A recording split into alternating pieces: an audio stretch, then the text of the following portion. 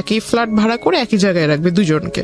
এটা আসলে তো কখনো বাংলাদেশের ওয়েদারে সচরাচর এরকম হয় না যে দুইজন ওয়াইফ একসাথে থাকবে, রাজি হবে। আমার নাম জান্নাতুল ফেরদৌস। জান্নাতুল ফেরদৌস, এবং ডাক নাম হচ্ছে নূপুর। নূপুর। সো নূপুর, রাইট নাও আপনার এজ কত? 18+। 18+। আপনার জন্মসাল কত? 2001। 2001 এর কোন মাসে? 9 জুন। 9 জুন। আপনি 18+। জি। সো নূপুর, আপনি কি এই জীবন গল্প অনুষ্ঠানটা শুনতেন আগে থেকে বা দেখতেন? আমি প্রথম থেকেই শুনতাম, একদম প্রথম থেকে। আমার 9 বছর ধরে আমি এই ধরনের অনুষ্ঠান আমি অত বছর ধরে শুনতে পারিনি, বাট আমি বিগত 2 বছর কি আড়াই বছর, মানে আমি তো এর আগে আরেকটা রেডিওতে করতাম, সেখানেও হয়তো বা শুনতেন, রাইট? নাকি শুধু ঢাকা এফএম? মানে ইউটিউবে যেগুলো প্রচার হয়েছে আমি সবগুলো শুনেছি। That's fine. তো যাই হোক, অনেক বড় একটা ইন্ট্রো হয়ে গেল। আমরা বরং আর দেরি না করি আপনার গল্পটা শুনি। শুরু করুন আপনি। আমার বাবা মা দুজনই বাক শ্রবণ প্রতিবন্ধী, তারা দুজনই কথা বলতে পারে না। হয়তোবা এটা এই ইস্যুটার কারণে আমার জীবনের এই অবস্থা। ছোটবেলা থেকে আমি ভালোবাসা কি সেটা পাইনি, বাবা মার ভালোবাসা কি, বড় ভাই বোনের ভালোবাসা কি। আমি আসলে বাক এবং শ্রবণ প্রতিবন্ধী কি তারা জন্ম থেকে ছিলেন? আমার বাবা জন্মগত ভাবে, কিন্তু আমার মা এসএসসি কমপ্লিট করেছে, তারপর একটা পারিবারিক অনুষ্ঠানে তার টাইফয়েড জ্বর হয়। পারিবারিক অনুষ্ঠানে আপনার রং খেলা হচ্ছিল, গ্রামের বিয়ের ভিতরে যেমনটা হয়। তো রং নাক মুখ দিয়ে গিয়ে খুব খিচুনি হয়, তারপর টাইফয়েড জ্বর থেকে আসলে তার জবানটা চলে যায়। তারপর অনেক চেষ্টা করা হয়েছিল ডক্টরের কাছে, মানে ততক্ষণ অব্দি খুব দেরি হয়ে যায় এবং রংটা টোটালি ব্রেনের সাথে জমে যায়, যার ফলে আর কোনো তাকে ঠিক করার উপায় ছিল না। ঠিক করার উপায় যদি থাকতো তাও 99% তার মৃত্যুর চান্স ছিল, যার জন্য তাকে এভাবেই মানে রাখা হয়। আমি এখানে একটু বলে নিচ্ছি, ওনার মা আছেন স্টুডিওর বাইরে, এবং ওনার গল্পের প্রেক্ষাপটে হয়তো ওনার মা আসবেন এখানে যদি প্রয়োজন হয়। শুধু মা না, ওনার ছোট বোনও আছেন। আপনারা ধৈর্য ধরে পুরো ভিডিওটা দেখবেন এবং একই সাথে পুরো অনুষ্ঠানটা আপনারা শুনবেন প্রিয় শ্রোতা। প্রয়োজন হলে আমরা আমাদেরকে স্টুডিওতে নিব। আমি সরি, মানে খুব খারাপ লাগছে শুনতে। তো এই কারণেই মূলত আপনার বাবার সঙ্গে আপনার মাকে বিয়ে দেওয়া হয়েছে? না, আমার মা খুবই সুন্দরী ছিল। আপনার মাকে দেখে আমি বুঝেছি উনি টিনেজে আরো সুন্দর ছিল, তার চুলগুলো খুব সুন্দর ছিল। তার জন্য বিএফডিসি থেকে অনেক প্রপোজাল এসেছিল ফিল্মের জন্য, অভিনয় করার জন্য। হ্যাঁ, তো আমার বাবাও ফিল্ম এফডিসিতে কাজ করতো। তো বাবা অ্যাকচুয়ালি, মা ওখানে যেত শুটিং দেখার জন্য যেত, কিন্তু তখনই হয়তো বাবার পছন্দ হয়ে যায়, যেহেতু বাবাও কথা বলতে পারতো না, কিন্তু ওনার সাইন ল্যাঙ্গুয়েজটা খুব ভালো ছিল। আচ্ছা আচ্ছা। তো বাবা মাকে দেখে পছন্দ করে ফেলে। এক পর্যায়ে আমার মার পিছু করতে করতে আমার বাড়িতে চলে আসে, সে মানে মুখের উপরে বিয়ের প্রপোজাল দিয়ে ফেলে। কিন্তু এখানে আমার বাবা আসলে এটাকে ভালোবাসা বলে কিনা জানি না, বাবা একটা রং করেছিল, আমার দৃষ্টিতে এটা রং। তার প্রথম বিবাহ হয়েছিল, তার বাবা মা মানে আমার দাদা দাদি ফোর্স করে বিবাহটা করিয়েছিল, যার ফলে সে ওটা তার মানুষ বলে না যে আমাকে জোর করে বিয়ে দেওয়া হয়েছে, বাবা মার ইচ্ছাতে বিয়ে করলাম। তো আমার বাবাও সেটা করেছিল, কিন্তু সেই ওয়াইফের প্রতি আমার বাবার মন থেকে কোনো ভালো লাগা ছিল না, যার ফলে সে ছোটবেলাটা কাটিয়েছে ঢাকাতে। তো আমার আম্মুকে সে খুব পছন্দ করতো, আর ওটাই আমার আম্মুকে বলা যায় যে আমার আম্মুকে মন থেকে সে পছন্দ করে বিয়ে করেছে। এটা আমার ফ্যামিলির কেউ জানতো না। যখন আমি আমার আম্মুর পেটে, তখন মেবি বিষয়টা একটু ফ্ল্যাশ হয় যে আমার বাবা এখানে রেগুলার আসে, হঠাৎ কোথায় চলে যায়, কোথায় থাকে সে। আস্তে আস্তে যখন আমার জন্ম হয়, তখন আমার আম্মুর বিয়েতে যারা সাক্ষী ছিল বা বাবার ফ্রেন্ড ছিল যারা কথা বলতে পারে না, সেখান থেকে একটা জিনিস লিক হয় যে তার দেশের বাড়িতে ওয়াইফ আছে, তাদের ছেলে মেয়েও আছে। তখন আমার বাবা আসলে এটা টোটালি খোলসা করে সবার কাছে বলে যে আমি আসলে ওকে ভালোবাসতাম, ওকে যদি এটা বলতাম তাহলে তো তাকে বিয়ে করতে পারতাম না। তখন বিষয়টা আসলে ওপেন হয়। তখন আমার মা খুব রাগারাগি করে, এটা স্বাভাবিক, প্রত্যেকটা মহিলাই করবে। মা সুইসাইড করার চেষ্টা করে, তখন বাবা অনেক বুঝায়। তারপর দুই ওয়াইফকেই বাবা ডিসিশন নেয় যে একই সাথে রাখবে, একই ফ্ল্যাট ভাড়া করে একই জায়গায় রাখবে দুজনকে। এটা আসলে তো কখনো বাংলাদেশের ওয়েদারে সচরাচর এরকম হয় না যে দুইজন ওয়াইফ একসাথে থাকবে, রাজি হবে। তো আমার মা কিছুটা মেনে নিয়েছিল, কিন্তু ওনার ওই আগের ওয়াইফটা একটু অন্যরকম ছিল। উনি আসলে, আমার মা যেহেতু কথা বলতে পারতো না, কিন্তু উনি কথা বলতে পারতো। তো ওনার চাল চলন একটু অন্যরকম ছিল। বাবা আমাকে খুব আদর করতো, বাবা আমার জন্য যা নিয়ে আসতো এগুলো করতে ওই মহিলা আমার আম্মুর অগোচরে নিয়ে তার বাচ্চাদের দিয়ে দিত। আমার মা জিজ্ঞাসা করতো আমার মেয়ের খাবার ওদের দিচ্ছে, দুজনের জন্য তো সমান সমান আনছে। এক পর্যায়ে আমার মাকে, মানে বাবা ছিল না ওই দিন, মা রান্না করতেছিল, মাকে নাকি পিছন থেকে এসে ওই পা বটি দিয়ে মানে জবাই করার জন্য পিছন থেকে আসে। মা যখন পিছনে ঘুরে তখন দেখতে পায় মা তাকে ধাক্কা দিতে গেছে, তখন সিলিন্ডার দিয়ে মানে আমার মার মাথায় আঘাত করে সে। তখন এই বিষয় নিয়ে অনেক ঝগড়াঝাটি হয়। মা এটা নিয়ে একটা মেবি জিডি টাইপের কিছু একটা করেছিল। বাবার সাথে অনেকটা সম্পর্কটা ডিস্টেন্স হয়ে যায়। তারপর আমার নানু মাকে নানুর বাড়িতে এনে রাখে। তখন থেকে আমার জন্মটা আসলে ঢাকায়, আমি তখন থেকে নানুর বাড়িতে। আচ্ছা, দাদার ভালোবাসা কি, দাদুর ভালোবাসা কি, চাচার ভালোবাসা কি, আমি আসলে এগুলো পাইনি। মানুষ বলে না যে কেউ যদি মানুষ হয় দাদার বাড়িতে থাকলেই ভালোভাবে মানুষ হতে পারে, নানা নানির বাসায় থাকলে ওইভাবে মানুষ হওয়া যায় না। আমার সবচাইতে বড় একটা আফসোস হলো যে আমি আমার মাকে কখনো মা বলে রাখতে পারিনি। কেন? কারণ শুনবে কিভাবে সে? আর যতটুকু শুনে ততটুকু হলো যে মা অন্য সবার সাথে সাইন ল্যাঙ্গুয়েজে কথা বলে। আমার যখন খাবারের সময় হয় তখন আমাকে মানে জান্নাত তো বলতে পারে না, তবে নুপুর শব্দটা একটু বোঝা যায় সে যখন বলে। তো নুপুর বলে ডাকে, ওটা আমি বুঝি। আর আমি যদি তাকে যাই বলবো না কেন সে সবই বোঝে। আমি আমার মার বাবার সবার কথা মানে একদম ভালোভাবে বুঝি। আমি যখন অন্যদের দিকে দেখি যে তারা বাবা মাকে কোনো কিছু চাওয়ার হলে, বাবা আমার এটা লাগবে, বাবা ওটা লাগবে, মাকে বলবে, কোনো প্রবলেম হলে বাবা মার সাথে শেয়ার করবে, আসলে আমার লাইফে আমি ওগুলোর কখনো সুযোগ হয়নি। Just because of language barrier. তাছাড়া আমার যেহেতু আমি বড় ছিলাম, আমার পর আমার 3টা ভাই মারা যায়। কি বলো ওটাকে, মানে ডেলিভারি টাইমটা হতো, তখনই আমার আম্মুর মানে জ্বর হয়ে যেত, প্রচুর জ্বর হয়ে যেত। জ্বরের ফলে বেবিটা ভিতরে বয়েল হয়ে যেত একদম। মানে যখন ভূমিষ্ঠ হতো তখন ডক্টর আমাকে দেখিয়েছে, আমার মার হাই প্রেশার। তো আম্মুকে কখনো এটা ডক্টর দেখায়নি, 3টা বাচ্চাই দেখায়নি, আমাকে দেখিয়েছে। আমি কোলে নিয়েছি, যখন হাতে টাচ করেছি চামড়াটা উঠালে এভাবে উপরে উঠতো, ভিতরেই সিদ্ধ হয়ে গিয়েছে। তখন আমার খুব ছোটবেলা থেকে আমার বাবার খুব ছেলের প্রতি খুব আকর্ষণ ছিল যে একটা মেয়ে একটা ছেলে থাকবে। ছোটবেলাটা ওই নানা নানির ভাষায় কাটানো। মার ভূমিকা, বাবার ভূমিকা নানা নানি পালন করেছে লেখাপড়া থেকে। মানে আমার এলাকার মানুষ এখনো বলে, যখন আমি খুব রাগারাগি করি বা খুব কষ্ট পাই তখন আমাকে এখনো বলে যে এই এলাকাটাতে কোনো ফ্যামিলিতে এমন কোনো বাচ্চা নেই যার কোনো মানে সম্পূর্ণ চাহিদা কোনো ফ্যামিলি সম্পূর্ণভাবে মানে পালন করেছে বা দিতে পেরেছে। কিন্তু আমার একটা ফ্যামিলি ছিল, মানে নানুর যেহেতু টাকা পয়সা যাই ছিল মোটামুটি খুব ভালোই ছিল, সম্পত্তি যা ছিল এগুলো আমাদের জন্য বিক্রি করে, তার নিজের ছেলের জন্য না করে আমাদের জন্য সে বিক্রি করে আমাদেরকে খাওয়াইছে। এখনো অব্দি মানে আমাদের কোনো কাজ করতে হয় না, বসে বসে খাচ্ছি। মার বিয়ের পর আজ আমার 18+ চলতেছে, প্লাস আমার আম্মু বিয়ের সম্পূর্ণ বয়সটাই তার মার বাসায়। তো আসলে এগুলো তো আসলে খরচের বিষয় আছে, তাই না? এগুলো কয়জনে করে? এগুলো যদি আমি অ্যাভয়েড করি তাহলে এটা আমি আসলে মানুষ বলে গণ্য হব না, যদি এগুলোকে ভুলে যাই। আমার জন্মের পর যেটা বললাম যে আমার বাবার ছেলের প্রতি একটা আকর্ষণ ছিল, আমার মাকে খুব ফোর্স করলো, যেহেতু 3টা ছেলে মারা গেছে, বাবা খুব রাগান্বিত ছিল। আমার পরপর যে বাচ্চাটা মারা যায় সেটার ফলে আমার বাবার একটা সন্দেহ ছিল যে আমার নানি এটা মেরে ফেলেছে। কারণ আমার নানি ভাবতো হয়তো যে আমার মেয়ে এখানে, আবার একটা নাতনি এখানে, আবার একটা বাচ্চা হলে এটার খরচ কে বহন করবে। আমার বাবার একটা ভুল ধারণা ছিল, এটা আমার মনে হয়। বাবা এটা মানে পুলিশ কেস পর্যন্ত গড়িয়ে গিয়েছিল যে আমার শাশুড়ি বাচ্চাটাকে মেরে ফেলেছে, এরকম খুব একটা ঝামেলা হয়। তারপর আমার মা বলে যে এরকম কিছুই না, ওটা একটা দুর্ঘটনা ছিল, অ্যাক্সিডেন্ট। তারপর বাবা খুব ফোর্স করে মাকে পরবর্তী বাচ্চা নেওয়ার জন্য। দুর্ভাগ্যক্রমে মানে হয়ে যায় মেয়ে। দ্যাট মিন আমার যে বোনটা বাহিরে আছে, 3টা বাচ্চার পরে 3টা বাচ্চা মারা যাওয়ার পরে মেয়ে, 3টা বাচ্চা মারা যাওয়ার পর 16 বছর যখন আমার যখন 16 বছর চলে তখন আমার এই বোনটা। ওকে, ওর বয়স কত এখন? ওর এখন 4 চলতেছে। 4 চলছে। যখন আমরা জানতে পারি যে মেয়ে, যে হসপিটালে মেবি চেক আপ করলে বোঝা যায় যে মেয়ে হবে, তো এই বিষয়টা আমার মা কেন যেন আমার বাবার কাছে বলেনি। মা হয়তো ভেবেছে এটা বলার পর আমার বাবা নারাজ হবে বা ঝগড়াঝাটি করবে। তো আমি আসলে ওই বিষয়টা বুঝিনি, তখন আমি খুব ছোট। বাচ্চা হলো, আমি খুব খুশি যে আমার 3 ভাই আমি নিজের হাতে দেখেছি তাদের লাশটা। তো আমার একটা বোন হবে, আমি খুব খুশি যে ভাই না হলো বোন তো পাবো। বোনটা যেদিন হলো সেদিন হসপিটালে আমি দেখতে গিয়েছি, বাবা বাহিরে ছিল।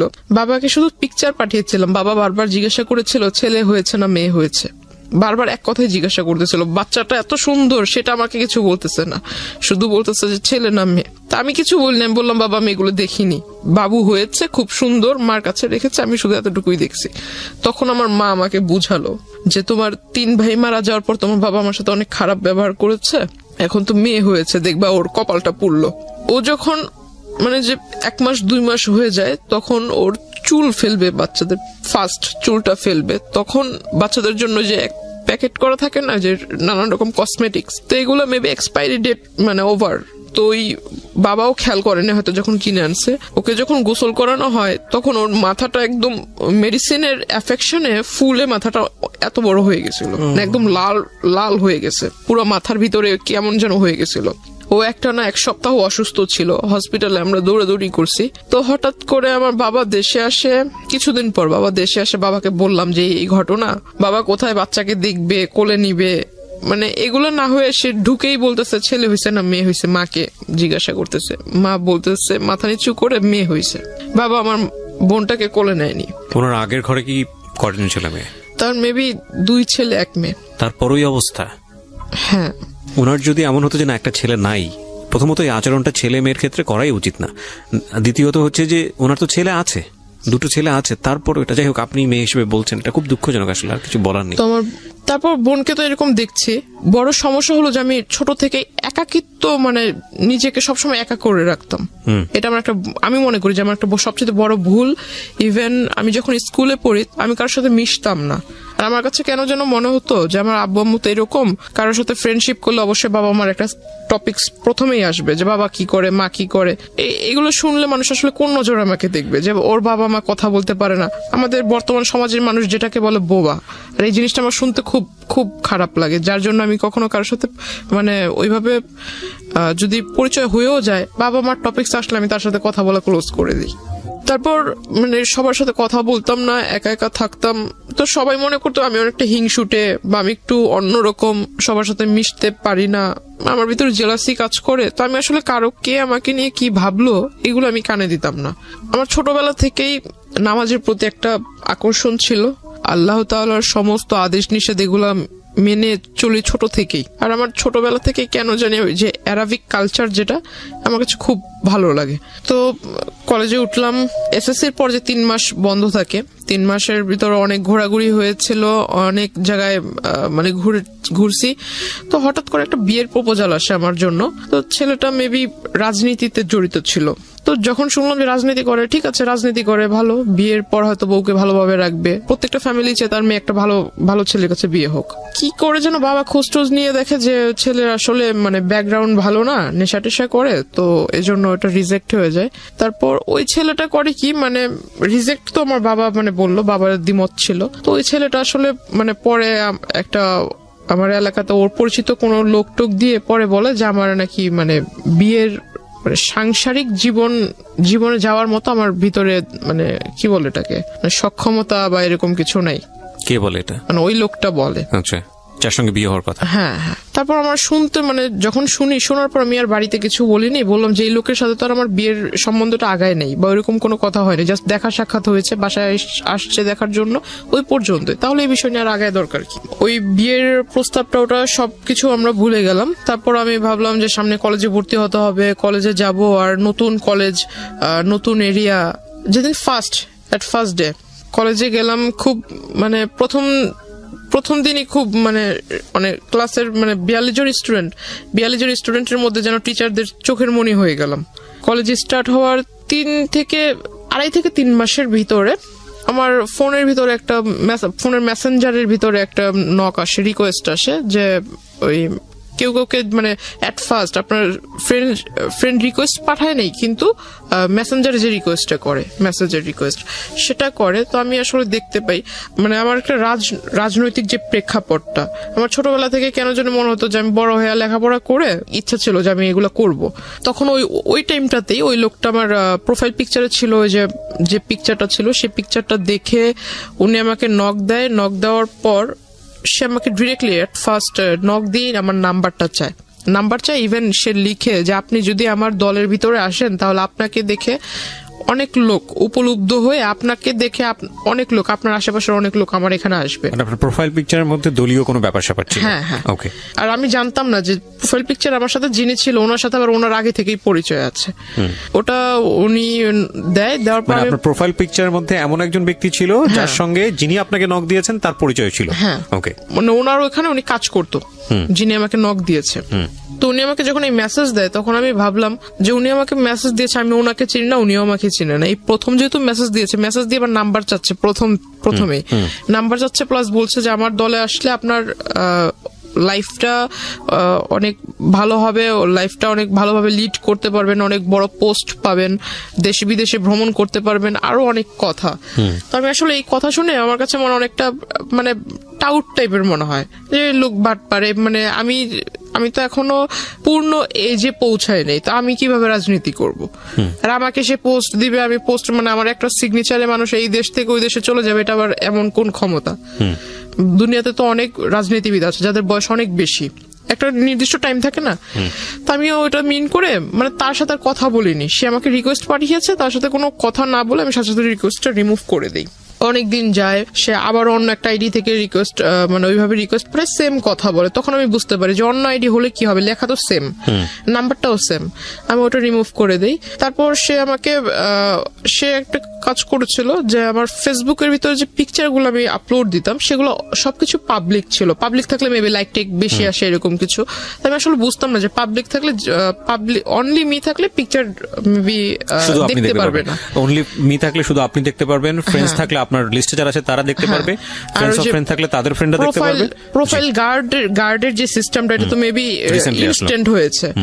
তো তখন প্রোফাইল পিকচারে ওরকম লকটক সিস্টেম ছিল না, পিকচারটা সে ডাউনলোড করে রেখেছে, ডাউনলোড করে মেবি ওই যে প্রিন্ট আকারে বের করেছে। তারপর আমার ওখানে ইউনিফর্ম পরা কিছু ছবি ছিল, ইউনিফর্মের সাথে আপনার যে আইডি কার্ডের যে লেসটা হয়, লেসের ভিতরে কলেজের নাম ছিল, সে সমস্ত কিছু ডাউনলোড করে মানে টোটালি অ্যাডভান্স ছিল। কোন পিকচারে কত মানে কোন ডেটে কোন পিকচার ছেড়েছি, আজকে একটা পিকচার ছেড়েছি, যে কমেন্ট করেছে সে কালকে পিকচার স্টাডি করেছে, হ্যাঁ সমস্ত কিছু সে নোট করেছে, প্লাস স্ক্রিনশট রেখেছে কারা কারা মানে রেগুলার কমেন্ট করে, লাইক করে, প্লাস ওইখানে আপনার লাইক, কমেন্ট এন্ড স্মাইলি দেওয়ার সিস্টেম আছে, লাভ চিহ্নর মেবি একটা রিঅ্যাকশন আছে, ওইরকম কারা কারা দেয়, হ্যাঁ সমস্ত কিছু। সে একটা মানে তার একটা স্বভাব ছিল কি সবকিছু লিখে, মানে কাগজ কলম তার কাছে মানে সবকিছু লেখার ভিতরে সে এক্সপার্ট ছিল। তো এরকম নোট করে রাখে, ছবি টবি প্রিন্ট করে রাখে, যা যা ছবি ছিল সমস্ত ছবি সে ডাউনলোড করে। তারপর যে কলেজের ছবিটা ছিল সেই ছবিটা নিয়ে আমার কলেজে যায়, কলেজে যাওয়ার পর এটা খোঁজে, কলেজের ওইখানে আমাদের সিস্টেম ছিল যে বাহিরের কেউ আসতে পারবে না, প্লাস কোনো গার্ডিয়ান ভিতরে আসতে পারবে না, গার্ডিয়ান যদি আসে তাহলে গেটের বাইরে থাকতে হবে, টাইম হয়ে যাবে ছুটির তখন নিয়ে যাবে। তো সে করতো কি যে কলেজ গেটের এখানে যারা পাহারাদার থাকতো, আনসার টাইপের কিছু লোক ছিল, তো এদেরকে পিকচার দেখাতো। এখন স্টুডেন্ট অনেক, কয়জন রে ওই দারোয়ানরা মনে রাখবে, তো এটা আসলে পসিবল হয় না। সে করতো কি রোডের ওই পার অপোজিটে ছিল আপনার ছোট একটা ক্যাফে শপ, সেখানে মানে আমি কখনো আসলে যেতাম না, তো ওইখানে সে মানে ভিতরে গ্লাস সিস্টেম ছিল, ভিতরে বসে বাইরে দেখা যাবে কিন্তু বাইরে থেকে কেউ বুঝতে পারবে না যে ভিতরে কেউ আছে কিনা, এমন সিস্টেম ছিল। তো সে ভিতর থেকে আমাকে ফলো করতো, ইভেন সে দারোয়ানকে আর ওই ক্যাফের ওই যারা সার্ভিস করে, সার্ভ টার্ভ করে, ওয়েটার, এদেরকে মানে টাকা দিয়ে রেখেছিল। যে এটা তো আপনি একদম পরে গিয়ে জেনেছেন, ইনিশিয়ালি তো আপনি এগুলো জানতে পারেননি, যখন তার সঙ্গে আপনার পরিচয় হয়েছে বা সামথিং, আমি গেস করছি যে কিছু একটা হয়েছে, ইনিশিয়ালি আপনাকে নক করলো কিভাবে সেদিকে একটু জান প্লিজ। হ্যাঁ, তো মানে তার সাথে আমার কিভাবে পরিচয় হয় এটা সেই জায়গাটাই জান। আচ্ছা, তারপরে কি তো আপনি জানতে পেরেছেন এগুলো? তখনই আমি ফলো করি, মানে সে যে দোকানে বসে থাকতো তখন আমি এটা ফলো করছি বেশ কয়েকদিন, কারণ যে তার প্রথম আইডি থেকে যখন আমাকে নক করে সেখানে পিকচার ছিল পাসপোর্ট সাইজ, মানে সে আরো মেবি আরো 10 বছর আগে পিকচার তুলেছিল সেই পাসপোর্ট সাইজের ছবি, কিন্তু সে বর্তমানে যেরকম দেখতে এমন কোনো পিকচার ছিল না। আর তার প্রোফাইলে যেহেতু তার সাথে আমার ফেসবুক ফ্রেন্ডশিপ ছিল না, তো তার ওইখানে ঢুকে জাস্ট তার অতীতের যে কিছু কিছু পোস্ট সেটা দেখতে পাচ্ছিলাম। রিসেন্টলি যে পোস্টগুলো আপলোড করেছে এগুলো দেখার কোনো সুযোগ ছিল না আমার জন্য। পিকচারে যেটা দেখেছিলাম, প্রোফাইল পিকচারে কিছু কিছু আইডিয়া ছিল, যদি আমি তার ওই ড্রেস আপ বাদ দিয়ে শুধু ফেসটার দিকে ফোকাস করি, গুগলস বাদ দিয়ে যদি ফেসটাকে দেখি, তো কিছুটা মিল পাচ্ছিলাম। এই লোক আমাকে নক করেছিল, আর এই লোকটাই প্রতিদিন এভাবে এই জায়গায় দাঁড়িয়ে থাকে, এভাবে আমার দিকে তাকিয়ে থাকে। অনেক মেয়েই তো আছে, সে আমাকে দেখে দেখে মুস্কি হাসির মানে কি, তাই না? এটা কিছু কিছু তো বুঝতে পারি। তাকে ওটা দেখলাম, অনেকদিন লক্ষ্য করলাম, হঠাৎ একদিন সে আমাকে ডাকে, আমাকে আমার নাম ধরেই ডাকে, প্রোফাইলে যে নাম ছিল সে নাম ধরে ডাকে। তখন আমি মানে একদম শিওর যে এই লোককে তো এতদিন আমি সন্দেহ করছিলাম, আসলে সে আমার জন্য এখানে আসছে, এটা তখন বুঝতে পারলাম। তারপর ওই দিন আর তাকে রেসপন্স দেইনি। কিন্তু ইন দ্য মিন টাইম নিশ্চয়ই আপনার ওই লোকটার সঙ্গে কোনো কথোপকথন হয়েছে না, যে কারণে সেখানে আসছে, নাকি শুধুমাত্র না হাই না, হ্যালো? সে ওই ছবি দেখে, হাই হ্যালো ছবি দেখি সে আপনাকে ফলো করছে? মানে সে তো আমাকে নক করেছে ফেসবুকে অনেকবার, কিন্তু আমি তাকে রেসপন্স দেইনি। আচ্ছা, সে ওই পিকচার দেখেই মানে কনফার্ম হওয়ার জন্য এখানে আসছে। ওকে।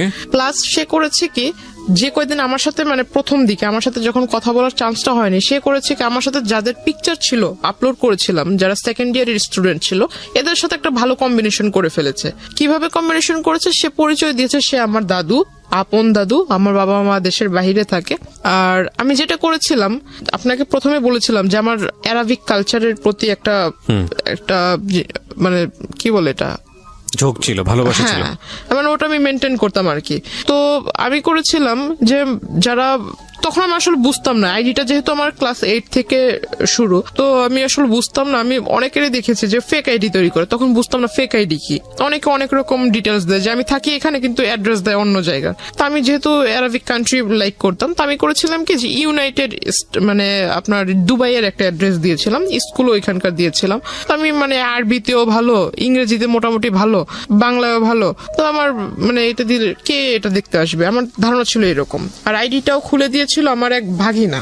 তো আসলে পাসওয়ার্ড টাসওয়ার্ড সব ও জানতো, এগুলোর প্রতি এটা যে আসলে ইম্পর্টেন্ট এটা আর আমার মাথায় ছিল না।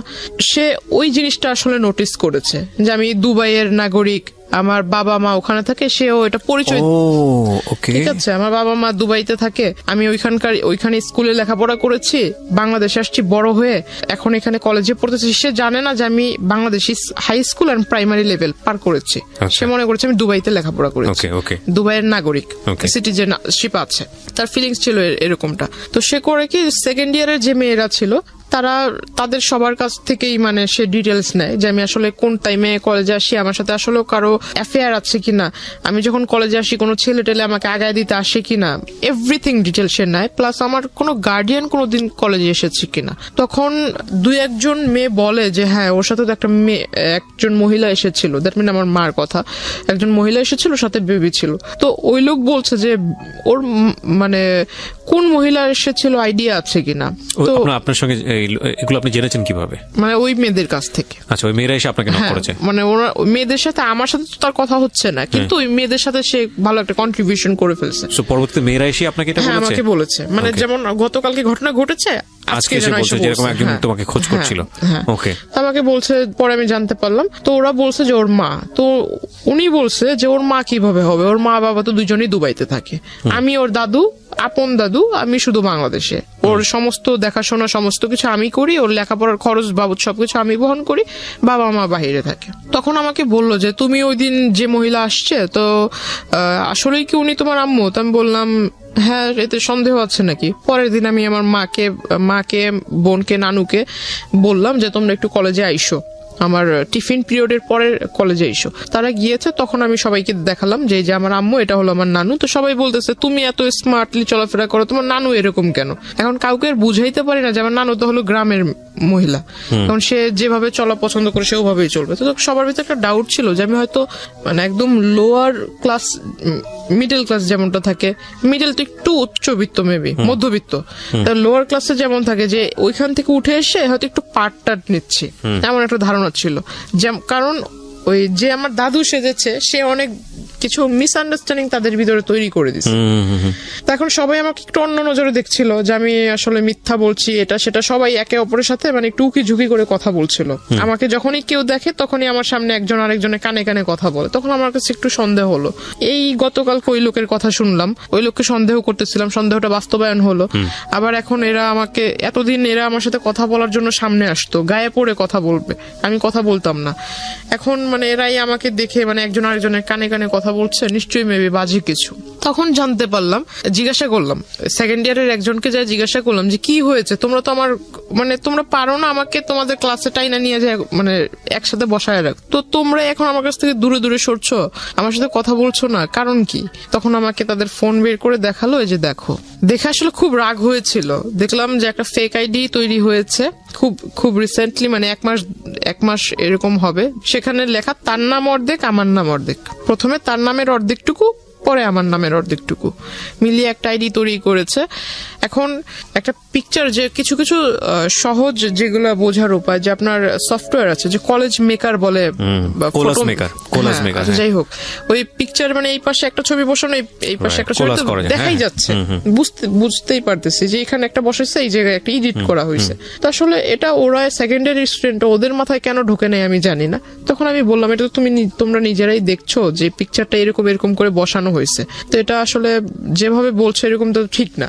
আর তোমরাই বলতেছো ওই লোক তোমাদের কাছে পরিচয় দিচ্ছে আমার দাদু, তারপরে এইখানে লেখা যে হাজবেন্ড ওয়াইফ, তাহলে তোমরা এটা কিভাবে মানছো? ওইখানে লেখা ছিল হাজবেন্ড ওয়াইফ। হ্যাঁ, হাজবেন্ড ওয়াইফ, তার সাথে আমার অনেক আগের থেকে রিলেশন, সে আমাকে বিয়ে করবে, বিয়ে করে নাই, বিয়ে করবে, কিন্তু হাজবেন্ড ওয়াইফ, ওই যে এঙ্গেজ করলে মানুষ বলে না যে অলরেডি বিয়ে হয়ে গেছে, এরকম টাইপের, যে কাবিন টাবিন করে যখন আংটি পরালে মেবি এরকম কিছু একটা ইন রিলেশনশিপ রেখা ছিল এরকম।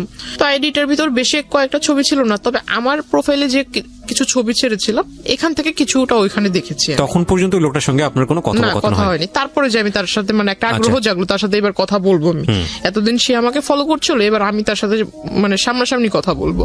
তখন আমি তার আইডিতে নক দেই।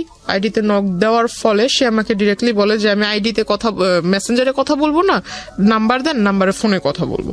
আমি বললাম এখন তো আমার মানে জানতে হবে সে যে এই কাজটা করলো, এত বড় একটা সমস্যা তৈরি করলো আমার জন্য, এটা মাত্র আমার কলেজের স্টুডেন্ট মানে ক্লাসমেট বা সিনিয়র স্টুডেন্টও দেখেছে। এটা যখন আমার বাড়ি পর্যন্ত যাবে, আল্লাহ না করুক যদি এটা জেনে যায়, তখন আমার কি হবে? কলেজ তো এখানে শেষ, আমার বাবা মা এই অবস্থা। তখন আমি তার সাথে মানে যোগাযোগ করার চেষ্টা করি নিজ থেকে। তখন তাকে নাম্বার দিই, নাম্বার দেওয়ার পর সে কথা বলে, সে আমাকে বললো যে আমি আপনার সাথে দেখা করব। তাই আমি বললাম দেখা তো আমিও আপনার সাথে করব, আমার মানে আপনি আমার দাদু হন এটা আমি জানতে পারলাম। বলতেছে কার কাছ থেকে জানলেন? তো আমি বললাম এত কিছু আপনার জানার দরকার নেই, আপনি আমার দাদু হন আমি জেনেছি, কেমন দাদু হন আমি দেখবো।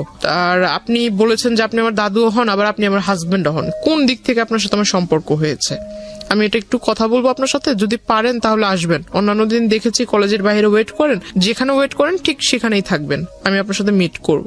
সে আসে, সে ভিতর আপনার যে ছোট ছোট রেস্টুরেন্ট টাইপের কিছু একটা আছে, ওখানে বসে মানে ফোনের উপর একদম খুব বেশি বেশি ফাপড় মারছিল ফোন করে, এই এত লক্ষ টাকার ফার্নিচার সেট করো, ওটা করো, এটা করো, গাড়ি পাঠায় দাও, এটা সেটা। শেষমেশ অনেকক্ষণ ফোনে কথা বলার পরে দেখলাম যে হঠাৎ একটা কল আসলো, তখন বুঝলাম যে তখন সে শুধুই মানে ফাপড় মারতেছিল, কাউকে কল টল কিছুই দেয় নাই, কানে ফোন নিয়ে শুধু বলতেছিল। হঠাৎ একটা কল আসে, তখন কল রিসিভ করে কথা বললো। আমার খুব হাসি পাচ্ছিল তখন। তো আমি আর তখন কিছু বলিনি তাকে ডিরেক্টলি জিজ্ঞাসা করলাম, তার কথা বলা শেষ হলো, তাকে জিজ্ঞাসা করলাম যে আপনি কি ফেসবুক ইউজ করেন? আদৌ? বলতেছে হ্যাঁ, করবো না কেন, আমার আইডি এই যে এটা। তো আমি বললাম আপনি কি সাথে মানে যেটা দিয়ে ফেসবুক ইউজ করেন সেই ডিভাইসটা কি নিয়ে এসেছেন? তো এত বড় একটা ট্যাব বের করছে। তা আমি বললাম যে ট্যাব কেন? ট্যাব তো বাচ্চারা ইউজ করে, ট্যাব আপনি ইউজ করেন কেন? কি আমি চোখে সমস্যা, চোখে দেখি না, বুঝি না, ট্যাব মানে ইউজ করি আমি, ফোন বুঝি না। আমি বললাম ভালো। বলতেছে যে আমার বাসায় আইফোন, আইপ্যাড পড়ে আছে, ম্যাকবুক পড়ে আছে, আমি ওগুলা বুঝি না, কিন্তু এই ট্যাব বুঝি। আমি বললাম ভালো, একটু বের করেন আপনার প্রোফাইলটা আমি দেখবো। তার কাছ থেকে ফোন নিয়ে সে মনে করছে আমি শুধু তারটা চেক করবো, তার মানে যে মিছিল টিসিল করছে এগুলার ছবি টবি দিয়ে ভরা, সে ভাবছে যে আমি ওগুলা দেখবো। দেখার পর দেখলাম বাপরে বাপ, সে তো আমার এই কাহিনী বাদ দেই, এর আগে অনেক মেয়ের ছবি টবি দিয়ে এগুলা করেছে। তাই আমি আর ওগুলা দেখিনি, জাস্ট আমার ছবি দিয়ে যেটা করেছে সে ওটার ভিতরে ঢুকার পর ওটা দেখলাম। দেখার পর সাথে সাথে আমি ওটার ভিতরে আপনার লগ আউটে ঢুকে, ওখানে লগ আউট করার আগে করেছি যে আইডি ডিঅ্যাক্টিভ করে দেয় না, সে তো বুঝবে না, সে বোঝে কিনা সেটার আমি জানতাম না যে আদৌ সেগুলো এই সম্বন্ধে আইডিয়া আছে কিনা। লগ আউট করার আগে ডিঅ্যাক্টিভ করেছিলাম মেবি, তারপর আমি ওইটা এখান থেকে কেটে দিই। এখানে একটু বলে রাখি, ডিঅ্যাক্টিভ করলেও এটা কাজ, আপনি যখন পরবর্তীতে আবার ঢুকবে তখন ওটা অটোমেটিক্যালি অ্যাক্টিভ হয়ে যাবে। ডিঅ্যাক্টিভ আইডি ডিঅ্যাক্টিভ হলে যে সেটা পার্মানেন্টলি ডিলিট হয় বিষয়টা এরকম না, পার্মানেন্টলি ডিলিটের আলাদা একটা অপশন আছে। হ্যাঁ, সো আইডি ডিঅ্যাক্টিভ করা মানে হচ্ছে আইডিটা অ্যাক্টিভ না, ওই দিন যে করে দিয়েছে তারপর আর ওই আইডি সে চালায় নাই। আচ্ছা fine, it's very interesting. But ID deactive করলে আইডিটা ডিঅ্যাক্টিভ হয় না, ওইটা আলটিমেটলি একটা রিজিউম হয়ে থাকে, আপনি যখনই আবার আইডিতে ঢুকবেন সঙ্গে সঙ্গে ওটা অ্যাক্টিভ হয়ে যায়। হ্যাঁ বলেন। তো আমি ওটা করে দিলাম, দেওয়ার পর মানে তখন একটু চিন্তা করলাম যে এই লোকের সাথে মানে কোনো মতো কথা বলে আমার যা কাজ করার ছিল করছি। আর ওখানে দেখলাম যে মেসেঞ্জারে ঢুকে দেখলাম ওই আইডিটাতে যে আমার আইডিতে যারা রেগুলার লাইক কমেন্টস দিত এদের প্রোফাইলে ঢুকে এদের মেসেঞ্জারে মানে কারোর সাথে ফ্রেন্ডশিপ করেনি, বাট মেসেঞ্জারে ঢুকে ঢুকে খুব বাজে বাজে কথা বলছিল, তুই করে অনেক বাজে বাজে কথা বলছিল যে আমার ওয়াইফ, ও আমার হাজবেন্ড, তুই আমার সাথে ওই আমার আইডিতে কেন এইগুলা করিস, ওটা মানে খুব বাজে বাজে লেখা ছিল। তার ওখান থেকে বের হওয়াটাই আমার জন্য ইম্পর্টেন্ট ছিল, তো আমি তার সাথে ওটা তো করে দিছি, কাজ শেষ। তার ট্যাব তার হাতে দিয়ে দিলাম। তারপর সে আমাকে বলতেছে যে আপনার বাবা মা কেমন আছে, আপনার বোন দেখলাম খুব সুন্দর, তারপর বললো যে বিয়ে শাদীর মানে কাউকে পছন্দ টছন্দ করেন কিনা এটা সেটা। তো আমি বললাম আপনি আমার কলেজের যে পরিচয় দিয়েছেন আপনি আমার দাদু, তো আমাকে এখানে আপনি আপনি বলার দরকার নেই, তো তুমি করে বলেন, দাদু তো আপনি আমাকে নাতনি বলে ডাকেন, আমি আপনাকে দাদু বলে ডাকবো। তো ওইখান থেকে সে খুব মানে বিষয়টাকে খুব ফানি নিয়েছিল, কিন্তু আমার ভিতর তো খুব রাগ হচ্ছে। সে খুব হাসতেছে মানে জোরে জোরে। সে কফি অর্ডার করলো, কফি অর্ডার করার পর সে কফির বিল আসছে 100 টাকা, সে 100 টাকা দিতে পারে না, 20 টাকার জন্য মানে ঝগড়া লেগে গেছে কফি শপের লোকদের সাথে। সে ওখান থেকে মানে আমার ওখান থেকে আমি টাকা দিয়ে দিলাম, চলে আসলাম তাকে নিয়ে। তারপর আমি বাসায় আসবো, রিক্সা নিব, তখন আমাকে মানে সে 100 টাকা হাতে ধরায় দিবে যে এটা আপনি নিয়ে যান হাত খরচ।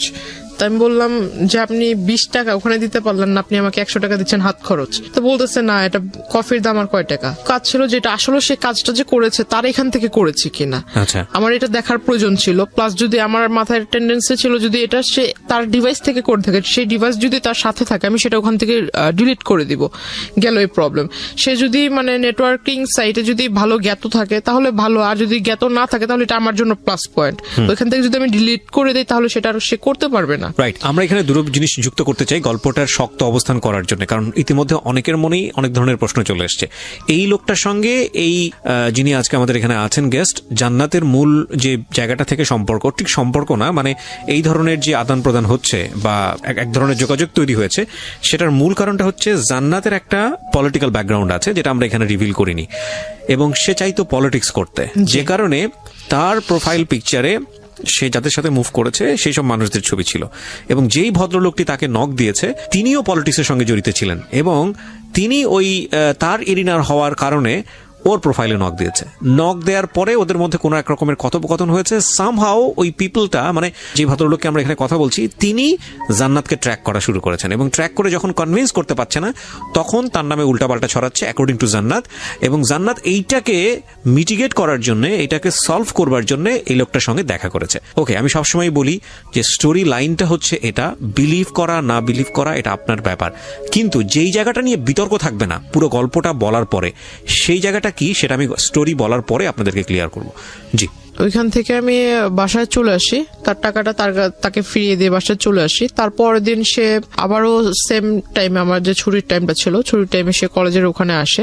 তারপর তাকে আমি আসলে বললাম যে আসলে আপনি দাদুর পরিচয় দিয়েছেন, এটা আসলে খারাপ কিছু না। দাদু সেকেন্ডে তো আপনি মিট করেছেন তার সঙ্গে, মানে সে কলেজের ওখানে আসছে পরের দিন, তারপর আপনি দেখা করেছেন পরের দিন আসছে। আমি কলেজ থেকে যখন বের হইতে আমার সামনাসামনি হয়েছে। আমার বাসে উঠলাম, বাস ছিল, বাসে উঠলাম, ওঠার পর সে আমাকে ডাক দিয়েছে। প্রথমে আমি আসলে এটা যেহেতু আমার কাজ যতটুকু ছিল আগের দিন তো আমি করেই দিছি, তারপর তার সাথে কিসের কথা বলা। তো আমি বাসে উঠে গেছি, সেও পিছন পিছন পরের বাসে উঠছে, ওই বাসে আর জায়গা ছিল না, পরের বাসে উঠছে। কিন্তু আপনার যে সে এত বড় একটা ক্ষতি করলো বা এরকম একটা কাজ করলো, আপনি তাকে কিছুই বললেন না? না, আমার আসলে আমার থটটা ছিল যে আমি বাড়িতে কোনোভাবে না জানুক, কারণ বাড়িতে যদি একবার জানাজানি হয়, প্রিন্সিপাল আমার কলেজের টিচারের মাধ্যমে আমার ফ্যামিলির লোক জানবে, যে আমাকে ভর্তি করতে সহায়তা করছে তার কানে যদি বিষয়টা চলে যায় তাহলে আমার লেখাপড়া ওখানেই বন্ধ হয়ে যাবে। তো আপনি তাকে এটা বললেন না যে আপনি নেক্সট টাইম এই কাজটা করবেন না, বা এরকম বিষয়টা যদি আমার বাড়িতে জানে তাহলে তার আমার কলেজেই বন্ধ না? কিন্তু যেই লোকটা আপনার এই কাজটা করলো তাকে কি কিছু বলেছিলেন যে আপনি এই কাজটা কেন? তাকে যে এখন বলবো। আচ্ছা, ওকে। তারপর আমি বাসে উঠলাম, সে ওই বাসে জায়গা পায়নি, পরের বাসে উঠেছে। তো এখানে নামলাম, সেও মানে একদম তাড়াহুড়া করে নেমে আমার মানে সামনে আসছে, বলতেছে যে একটু কথা বলে যান। আমি বললাম দেখেন আপনি আমার দাদু হিসেবে পরিচয় দিয়েছেন, ভালো কথা, আপনি যে কাজটা করেছেন, মানে সে মনে করছেন বিষয়টা আসলে এখনো জানি না, সে যে কাজটা করেছেন বিষয়টা জানিই না এটা ভেবেছে। তো আমি তাকে বললাম যে কাজটা করেছেন কাজটা করা ঠিক হয়নি।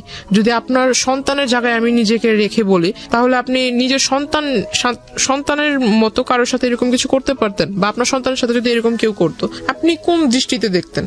আপনি কি করতেন? আপনি যখন এই কাজটা করেছেন আপনার মাথার ভিতরে কি বিবেকের লোপ পেয়েছিল?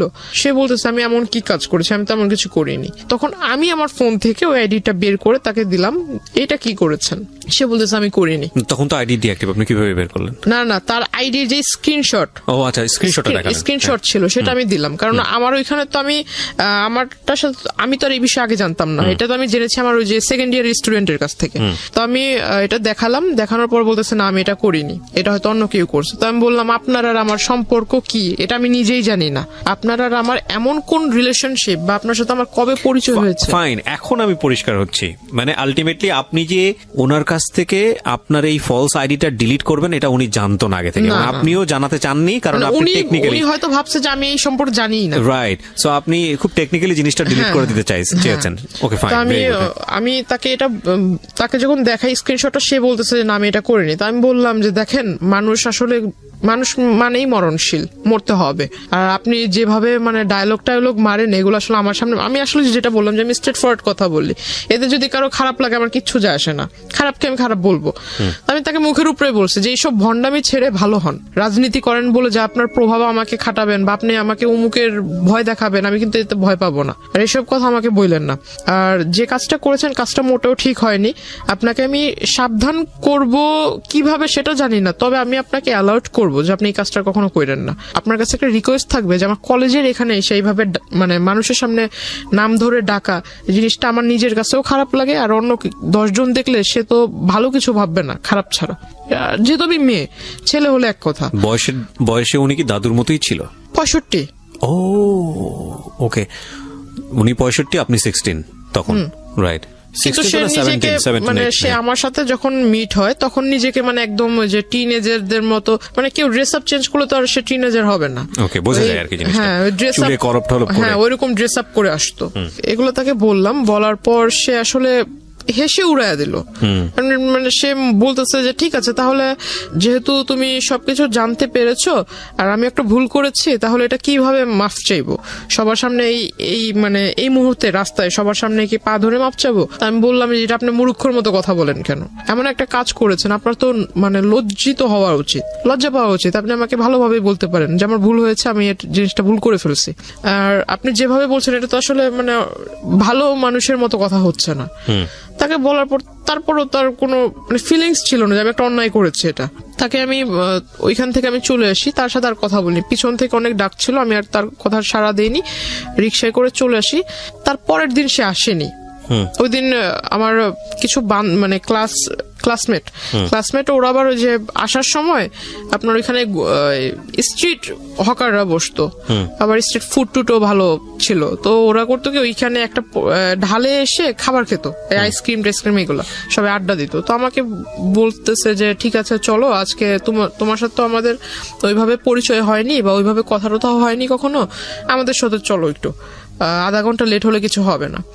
তা আমার বাড়ি থেকে একটা ছিল, যখন কলেজ ছুটি হয়ে যাবে তার আধা ঘন্টার ভিতরে বাড়িতে থাকতে হবে। এখন সব সময় তো এটা পসিবল হয় না, কারণ রাস্তায় যদি জ্যাম থাকে আধা ঘন্টা একটু ওভারও হইতে পারে। একটু ওভার হইলে আমার বাসা থেকে আবার একটু রাগারাগি করতো, অন্য কিছু ভাবতো। তো আসলে পরে আমি ওই দিন একটু দেরি হয়ে গেছিল, ওই দিন 2টার মতো বেজে যায়। তারপর আমি বাসা থেকে ওইখান থেকে রিক্সা নিয়ে চলে আসি, বাসায় চলে আসি। বাসা থেকে জিজ্ঞাসা করলো, পরে বললাম এই কাহিনী। তখন অব্দি শুধু যেহেতু আমি ছোটবেলা থেকে সবকিছু আম্মুর সাথে মানে যে সাইন ল্যাঙ্গুয়েজে আমার কোনো কিছু যেটা করতে যাব বা কোনো কিছু করার একটা স্টেপ নিয়েছি আম্মুর সাথে শেয়ার করতাম, কারণ আমি জানি যে আমার আম্মু আমি যা বলবো সেটা শুধু ভালো হলে আমাকে একটা ভালো সাজেশন দিবে, খারাপ হলেও বুঝাবে, কিন্তু কারোর সাথে এটা লিক করবে না। তো বাবার সাথে আমার সম্পর্ক ভালো, কিন্তু বাবার সাথে শেয়ার করার সাহস ছিল না। মার সাথেই করতাম। তো মাকে আমি অলরেডি বলে দিচ্ছি বিষয়টা, ছবি টবিও দেখালাম যে মা এই লোকে এই ঘটনাগুলো করছে। তো মা আমাকে বললো যে তুমি কলেজে যাবা, ড্রেস আপ, যেহেতু ওইখানে আবার বোরকার এলাও ছিল না, কলেজ ড্রেসের কালারের বোরকা এলাও না, ড্রেস আপ পরে যেতে হবে, কলেজ ড্রেস পরে যেতে হবে। তো বাসায় আম্মু আমাকে বললো কি যে তুমি ওই ব্যাগে করে যে নেকআপ বলে, নেকআপ ব্যাগে করে নিয়ে যাবা, রাস্তা পর্যন্ত যাবা, কলেজের গেটে ঢুকে নেকআপ খুলে ফেলবা, আবার কলেজ থেকে বের হয়ে নেকআপ পরে চলে আসবা, যাতে কেউ ফেস না দেখে। তো ওটা করলাম। এখন মানুষ, আমার মাথায় এটা ছিল না যে মানুষের চোখ দেখলেও মানুষকে চেনা যায়, যে আসলে চোখ দেখলে বোঝা যায় যে আমি ওই মানুষটাই এটা। তো সে কিভাবে আমার মানে ফলো করে ফেলছে ওই অবস্থাতেই। আমার নেকআপ টেকআপ বাঁধা ছিল, বাসে উঠছি, বাসে উঠে সনি হলের ওখানে নেমেছি, রিক্সায় দিয়ে 1 নম্বরে মাজার রোডের ঢালে চলে আসছি। সে দৌড়াইতে আসছে পিছন থেকে। এখানে একটা জিনিস খেয়াল রাখবেন প্রিয় শ্রোতা, ওনার না আছে কোনো আপন বড় ভাই, না আছে বাবার দিক থেকে কোনো হেল্প, মা আছেন তিনি আসলে বাক প্রতিবন্ধী, নানা এবং নানু বয়স হয়ে গেছে তাদের। সুতরাং এরকম একটা মেয়ে এরকম একটা বখাটে লোকের দ্বারা প্রতিনিয়ত হ্যারাসমেন্টের শিকার হচ্ছে। অ্যাকর্ডিং টু হার ওয়ার্ডস, যদি আমরা তাকে বিলিভ করি, তাকে তো একটা শেল্টার দিতে হবে, তাকে তো একটা সাপোর্ট দিতে হবে। অন্যান্য ভাই বোনদের ক্ষেত্রে হলে হয়তো এরকম হতো যে ভাইটা সাথে যাচ্ছে বা মাটা সাথে যাচ্ছে, তাকে গার্ড দিয়ে নিয়ে আসছে। ওর ক্ষেত্রে সেটা সম্ভব ছিল না। সো এগুলো একটু খেয়াল রাখবেন। জি বলেন। তারপর তো ওখান থেকে মানে চলে আসছি, সে পিছন থেকে দৌড়ায় আসছে। দৌড়ায় এসে মানে যে রিক্সার যে হুড যেটাকে বলে, এটা পিছন থেকে এরকম টান দিয়ে ধরছে। তো রিক্সাওয়ালা পিছনে যখন তাকাইছে, ওই লোক হঠাৎ করে সামনে এসে বলতেছে যে তোমার সাথে আমার কিছু কথা ছিল। তাই আমি বললাম, এটা কোন ধরনের সভ্যতা? আপনি মাঝ রাস্তার ভিতরে এরকম করে আসছেন, আর একটু পরে একটু আগায় গেলে আমার নদী পার হতে হবে। তো ওখানে আমার মানে দেখা গেছে আমাদের ওই পার থেকে অনেক লোক আসা যাওয়া করে। কোন একটা লোক যদি মানে দুর্ভাগ্যবশত দেখে ফেলে এরকম, আপনাকে আমি চিনি না, আপনি আমাকে ওইভাবে চিনেন না, এটা কিন্তু অন্য কেউ বুঝবে না, নিশ্চয়ই খারাপ একটা ধারণা করবে। আপনি এই কাজটা করছেন, এটা আসলে ভালো না। তাকে বুঝালাম। তো বলতেছে যে তুমি যদি এখন এখানে কথা না বলো তাহলে আমি কোনো কিছু একটা করে ফেলবো। তো আমি বললাম, আপনি কি করবেন না করবেন এটা আপনার বিষয়, এটা আমার কাছে তো বলে লাভ নেই। তো বলতেছে না, আমি কোনো কিছু একটা করে ফেলবো। তো আমি আসলে তার কথা মানে সে আমার এজে বড়, যদিও বড় ছিল, আমি তার আসলে এই জায়গায় মানে এরকম ধাক্কা দিই। আমি রিক্সাওয়ালাকে বলি যে তুমি যত তাড়াতাড়ি পারো যে ট্রেনে চলে যাও, এই জায়গাটা তুমি পার করো যত তাড়াতাড়ি। তো ওইখান থেকে ওই দিন সে আমাকে পিছন থেকে আর কি বলছিল, খুব চিৎকার করে বলতেছিল যে তোকে আমি দেখে নিব, তোর এই কিসের এত তোর গৌরব, কিসের এত বাহাদুরি, এগুলো আমি দেখে নিব। প্রিয় শ্রোতা, এখানে একটা বিষয় আপনাদেরকে পরিষ্কার করতে চাই, বা জান্নাতের আজকের এই জীবনের জন্য জান্নাতের ভাষ্য অনুযায়ী যে ব্যক্তিটি দায়ী, আমরা তার নাম পরিচয় এখানে উপস্থাপন করছি না, যেহেতু এটা ইনভেস্টিগেটেড শো না। কিন্তু অনুষ্ঠানের শেষে গিয়ে তাকে ফোনে কানেক্ট করব, তার নাম পরিচয় গোপন রেখেই আমরা তাকে ফোনে কানেক্ট করব এবং তার বক্তব্য আমরা আজকে আপনাদেরকে শোনাবো।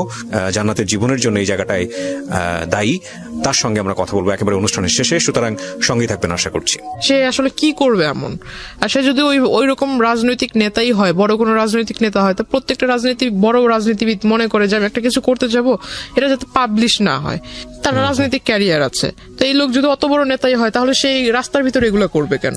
দ্য পয়েন্ট ইজ দ্যাট আপনারও তো রাজনীতির ব্যাকগ্রাউন্ড ছিল, এবং আপনার সম্পর্কে আমি যতটুকু জানি তাতে আপনার যে আত্মীয় স্বজন তারাও মোটামুটি হাই অফিসিয়ালস। তো আপনি কেন তখন একটা স্টেপ নিচ্ছিলেন না? যেহেতু আপনি যে রাজনীতি করতে চান, যে দলের রাজনীতি করতে চান, সেই দলেরই রাজনৈতিক পরিচয় উনি দিচ্ছে। তো আপনি তখন কেন একটা স্টেপ নিচ্ছিলেন না? কারণ এটা তো এক্সিট লেভেলে চলে যাচ্ছে। আমি জিনিসটা আসলে হাইড করে রাখতে চাচ্ছিলাম। সামহাউ এটা হলে আপনার লেখাপড়া বন্ধ হয়ে যাবে। কারণ আমার 2 মাস পর পরীক্ষা, ফার্স্ট সেমিস্টার। রাইট। আমি আসলে কোনো মতো মানে ওনার কাছ থেকে পিছু ছাড়াতে চাচ্ছিলাম। ততদিনে এই ভদ্রলোকটা কি আপনার উইকনেস গুলো বুঝে গেছে যে আপনি এটা হাইড করতে? আগে থেকেই নোট করেছে। ইভেন আমি ওই দিন যেটা জানতে পারলাম, আমি যখন তার এখানে ধাক্কা দেই, তার শোল্ডারে যখন ধাক্কা দেই, সে আমাকে যে পিছন থেকে যে বলেছিল, আমি তো এই জিনিসটা ইগনোর করেছি। কিন্তু সেই দিন বিকেল বেলা সে করেছিল কি, আমাদের যে নদীর ঘাট যেটা, ওইখানে মানে নৌকাওয়ালা গুলা হলো একদম পার্মানেন্ট নৌকাওয়ালা, এরা চেঞ্জ হবে না, সবসময় এরাই ওখানে নৌকার পারাপার করে। তো ওই পর্যন্ত গিয়ে প্রত্যেকটা নৌকাওয়ালার কাছ থেকে মানে জিজ্ঞাসা করেছে। তো ওদের কাছ থেকে আমার ইনফরমেশন নেয়, আমার বাড়ি কোথায়, আমার বাড়িতে কে কে আছে, আমার বাবার বাড়ি কোথায়, মার বাড়ি কোথায়, এই হাবিজাবি সমস্ত কথা সে কালেক্ট করে। প্লাস আমার ছোটবেলা থেকে মানে আমি ছোটবেলায় কি করতাম না করতাম সমস্ত কথা সে এগুলা কালেক্ট করে। অনেকদিন মানে প্রায় 1 মাসের মতো আর তার মানে ওইখানে আমি কি বলো এটাকে, মানে সে আর ওইখানে আসেনি। তার মানে আমার কাছে খুব ভালোই মনে হচ্ছিল যে মানে এতদিন পর আমি একটা খুব মানে এখন ভালোভাবে যাতায়াত করতে পারবো, কোনো প্রবলেম নেই। তখন আমি মেকআপটা ইউজ করা বাদ দিয়ে দিলাম, যেহেতু আসছে না, হয়তো সে আসবেই না, ওইরকম একটা ধারণা ছিল। তো আমি খুব তখন থেকে আসলে যে 2-1টা মেয়ের সাথে আর কি মিশতে শুরু করলাম, ক্লাসমেট। আমি মানে তাদের সাথেই মিশতাম যারা দেখতাম যে একটু মানে ফ্যামিলি দিক থেকে একটু মানে একটু লো টাইপের, বা আমাকে নিয়ে কেউ তুচ্ছ ছিল না। হ্যাঁ, মানে আমাকে যে বুঝবে আর কি। আমি তার সাথে 2টা কথা বললে সে ওটা লিক করবে না, সে মানে আমাকে 2টা সাজেশন দিবে বা আমার সাথে একটু ভালোভাবে ব্যবহার করবে। হঠাৎ করে জানতে পারি যে আমার সাথে যারা কথা বলে এই তাদের সাথে মানে মানে কি বলো ওটাকে, মানে ওদেরকে ওই লোক শিখায় দেয় যে এই প্রশ্ন করবা ওকে, আর ওরা এসে আমাকে সেই প্রশ্নগুলো করে, আমার কাছ থেকে যে উত্তরগুলা ওরা জানতে পারে সেই উত্তরটা আবার ওই লোকের কাছে লিক করে দেয়। আসলে এটা আমার জন্য ব্যাড লাগছিল কিনা জানি না, ভালোভাবে পরীক্ষা কেটে গেল। তো আমার মানে সবচেয়ে খারাপ লেগেছিল যে পরীক্ষার রেজাল্ট গুলো খুব খারাপ হয়েছিল, মানে পাস মার্ক যতটা ছিল পাস মার্ক উঠেছে, বাট নাম্বারটা ওইরকম মানে মন মতো হয়নি। তো তখন আসলে বাড়ির মা খুব বলল যে কেন এরকম হয়েছে। আমার নানা নানু তো এরকম শিক্ষিত না, তবে মানে তারা ওই মানে পাশ করেছে, ভালো নাম্বারে পাশ করেছে এটা শুনলেই মানে এনাফ। কত নাম্বারে পাশ করেছে এটা তাদের দেখার বিষয় না। তো জিজ্ঞাসা করলো যে রেজাল্ট কি, তাই আমি বললাম যে পাশ তো করেছি। তারপর আর কিছু জিজ্ঞাসা করে না। তো মা আমাকে বললো, বাবা বললো যে নাম্বার এত কম কেন। এখন পুরোপুরি বলতে পারছি না যে এই ঘটনার ভিতরে আসলে লেখাপড়ার ভিতরে মনটা ওইভাবে যায়নি।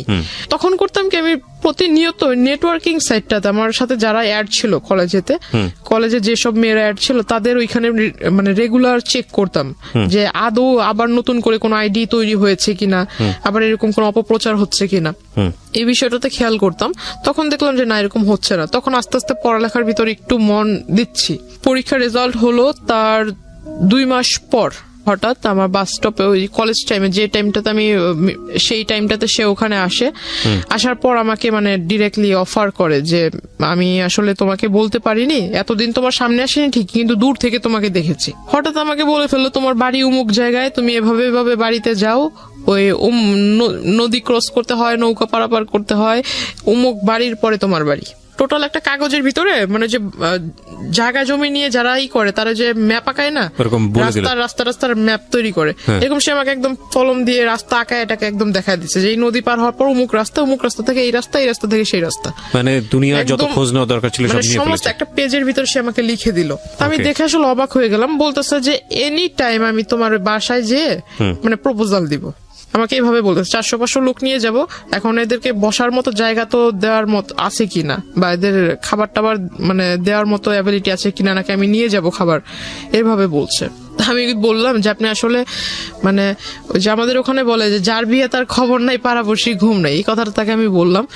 তো আমি বললাম যে আপনার কাছে সবকিছু কি মজা মনে হয় নাকি, বাস্তবতা বলতে কি কিছুই নেই। তো এই কথাগুলো বলার প্রেক্ষিতে সে আসলে আমাকে জাস্ট বললো যে তোমাকে বলেছিলাম না যে তোমার এত কিসের গৌরব বা তুমি এত কিসের অহংকার করো, কিসের পাওয়ারে আমার সাথে আমাকে অ্যাভয়েড করতেছো, এটা আমি দেখায় দিব। আর আমি কি, তুমি যে আমাকে বললা যে আমি ভণ্ডামি করছি, এটাও আমি দেখায় দিব। তো সে আসলে ওইখানে হঠাৎ একদিন মানে পাঞ্জাবি টাঞ্জাবি পরে কোটি টুটি পরে আমার বাড়িতে হাজির, দুপুর আনুমানিক 3টা বিকেলই বলা চলে, আপনার বাসাতে, হ্যাঁ 3টার দিকে। শুধু বাড়িতে যখন ঢুকবে, আমার যেহেতু রাস্তার পাশে ঘর, চিকন রাস্তা ছিল, রাস্তার পাশে ঘর, বাহির থেকে বলছে যে আমি আসছি, এভাবে বলতেছে যে আমি আসছি।